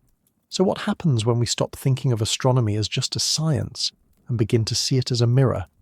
A way not only to map stars, but to map ourselves. What kind of being looks up and sees in the heavens not only mechanics, but meaning? The answer is a human one. Not merely a toolmaker, not only a survivor, but a meaning seeker.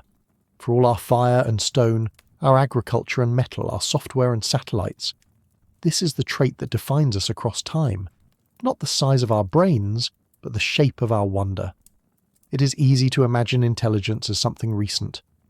Something born in cities, crowned by machines, measured in algorithms. But what if we have misunderstood its shape entirely? What if true intelligence is not just in solving problems, but in forming questions whose answers lie beyond reach? What if intelligence is the ability to feel mystery, and to keep feeling it, long after the practical has been explained? Consider what it meant for Paleolithic people to track the moon, to map its phases in carved bone. There was no practical reward, no harvest calendar, no economic advantage. Not yet. There was only attention, pattern, devotion. They watched the sky because it mattered to them, because it was beautiful, because it whispered something just out of reach. This was intelligence, not as utility, but as communion. To know that a star will rise again is to have memory. To know when it will rise is to have foresight. To find meaning in its return is to have culture. And to tell stories about its journey, that is the root of everything we call civilization. Our ancestors' relationship with the sky wasn't transactional. It was relational. They didn't conquer the stars, they courted them. They folded them into their stories, their ceremonies, their sense of time and self. Each heliacal rising, each lunar phase, each solstice pause, these were not mere phenomena. They were the breath of something larger. Today, we can calculate all of this with machines, but machines do not feel awe. And so, if we wish to be more than calculators, if we wish to be human, we must cultivate that original posture. Attention without agenda. Curiosity without conquest. The kind of looking that does not end in certainty, but in surrender. This is not a regression, it is a restoration, a rebalancing of knowledge and wisdom, of precision and poetry. Ancient astronomy teaches us that intellect is not separate from spirit, that wonder is not the opposite of science, it is its source. Because every question we ask today about dark matter, exoplanets, cosmic origins, is an echo of the first questions whispered under firelight thousands of years ago. Not what is it, but what does it mean? And the stars, unchanged, remain patient. They will wait for us to ask again, because they always have. Even as cultures fell, languages vanished, and temples crumbled, the stars endured. They did not grieve their own forgetting. They did not retreat. They remained, unchanging in their patterns, yet infinitely expressive in the minds of those who watched, and watch we did. From the high Andes to the Pacific atolls, from the African savannas to the Siberian tundra, humans turned their gaze skyward and found not just a calendar or a compass, but a companion, a presence that seemed to speak, not in words but in rhythm. The slow drift of constellations, the vanishing of Venus behind the sun, the return of Sirius in the summer dawn. Each movement was a whisper, and we listened. Not just to know when, to plant, or when to hunt, but because in those rhythms we saw our own, birth, death, return, loss and renewal. The sky was not just telling time, it was telling our story. That's the enduring truth rediscovered in archaeastronomy, in anthropology, in the revival of oral traditions, that no matter where we are from or when we lived, we're united by the need to make meaning of the sky. This is not a weakness. It is a strength. It is the force that built observatories before there were cities, that carved notches into bones before we carved ploughs into soil, that painted bulls and stars together on the walls of caves, as if to say, these things belong together. The earth and the sky are not separate. They dance, and we, conscious, aching, imaginative, are the witnesses to that dance. In every generation the stories have shifted. A hunter becomes a scorpion, a trickster becomes a coyote, a goddess gives birth to the sun. But beneath these names the structure remains: movement, return, meaning. We have always looked up and seen ourselves, not because the stars are us, but because we are mirrors. The sky reflects not our image, but our need, our longing, our questions. So when we ask today whether life exists beyond Earth, or what came before the Big Bang, we are not breaking new ground. We are walking an old path, one etched by the bare feet of those who stood by fires, who marked time by shadow, and who whispered to the sky as if it could hear. And perhaps it can. Or perhaps the point is not whether the stars speak, but that we speak to them. And in doing so, remember something fundamental: that we are not just minds in bodies, but mysteries in motion, just like the stars. We are not here to solve the sky. We are here to wonder with it. And in doing so, we become part of a lineage far older than any empire. A chain of quiet minds stretched across millennia, bound not by blood, but by gaze. To wonder is to remember, and to remember is to belong. That is why the return matters, not just the return of stars or seasons or solstices, but our return to this ancient posture of reverent attention, the very act of listening to the sky, of treating it not as background but as teacher, reshapes us. It quiets something frantic inside us and reawakens something steady and ancient and soft. Because we were never meant to live only by light bulbs and clocks. Something in us still longs for moonrise, still orients itself by constellations, still waits for Orion in the winter and watches for Venus at dawn. We are not disconnected from the cosmos. We are rhythms inside of rhythms, cycles within cycles. And the sky reminds us of that every night. You, listening now, are part of this, not just as a viewer of stars, but as a voice in a story, one told not in words alone, but in questions, silences, rituals, and dreams. You don't need a telescope to participate, just a willingness to notice, to sit still long enough, to feel the shape of time pressing gently against the present.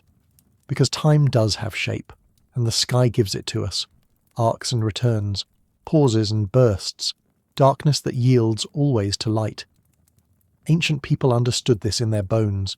They lived by it, died by it, measured their joy and their hunger, their festivals and their grief by what the sky was doing. It wasn't superstition, it was synchronization. Their lives were tuned to something larger, and when they passed, they didn't vanish. They were folded back into the sky, in memory, in symbol, in story. A hunter becomes a star, a sister becomes a moon. The myth is not a lie, it's a map, and here you are, holding it again. That's the great return. Not to primitive thinking, but to ancient knowing. To the understanding that we are not separate from the cosmos, but expressions of it. That the mind that studies the stars is made of the same elements as the stars themselves. That wonder is not a distraction from truth. It is the feeling of truth recognizing itself. In that way, the night sky is not just something to look at. It is something that looks back. Not with eyes, not with judgment, but with presence, with patience, with the quiet, slow language of eternity, a language that does not explain but reveals, that does not command but invites. And that is the essence of wonder. It does not demand certainty. It does not chase the end. It waits. It listens.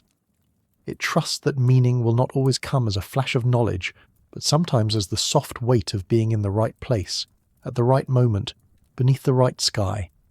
So now the journey bends inward. You began with a question. Did the stars once speak to us? 12 chapters later, perhaps a better question is, are we finally learning to listen again? Because in the end, the stars were never mute. They blinked their signals. They traced their arcs. They told the same story night after night. We were the ones who forgot how to hear. And now, slowly in observatories and open fields, through science and story, through memory and myth, we return. Not just to the sky, but to ourselves. To that core part of us that is older than history, older than cities, older than fear. The part that wonders even when there are no answers. The part that looks up and feels both small and held, both fleeting and eternal. This is where prehistoric astronomy leads us, not just to the past, but to the present, to this moment now. Wherever you are, whatever your life contains, the sky remains above you. The same one your ancestors knew, the same one your descendants will inherit. It has never stopped offering itself, and now, perhaps, you'll see it differently. Not as a backdrop for modern life, but as an ancient script still unfolding, a cathedral without walls, a memory without words, a teacher without speech, the oldest story ever told, and still being told. The constellations may change, the myths may fade, but the human need to find meaning in the stars will not. It is written into us, as surely as any gene, any dream. So the journey ends not with revelation, but with recognition. The stars do not need us to believe in them, but they shine brighter when we do. You, the listener, have now joined the great lineage of skywatchers, not because you hold all the answers, but because you dared to ask the oldest question again, because you paused, because you looked up, and because in that looking you remembered who you are, a child of Earth, a mind of stardust, a keeper of wonder beneath a sky that never forgets.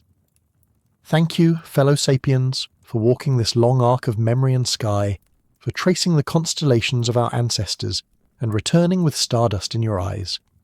If this story helped you feel a deeper sense of belonging, sparked a moment of stillness, or rekindled the ancient warmth of curiosity, then I'm grateful you were here.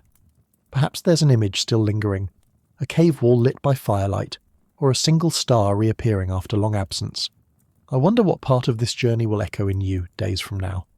Whether it was the image of ochre animals dancing across a stone ceiling, the quiet devotion of a hand notching lunar time into bone, or the long-lost voice of a myth written in the stars, these fragments are what connect us, threads of memory we carry together. If any of that stayed with you, I'd love for you to share it in the comments, not as a performance, but as a quiet offering, part of what builds this thoughtful community.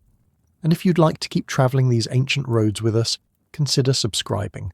There are more forgotten questions waiting in the dark, more stories waiting to be read in bone, dust and sky. Until we meet again, stay curious, stay thoughtful,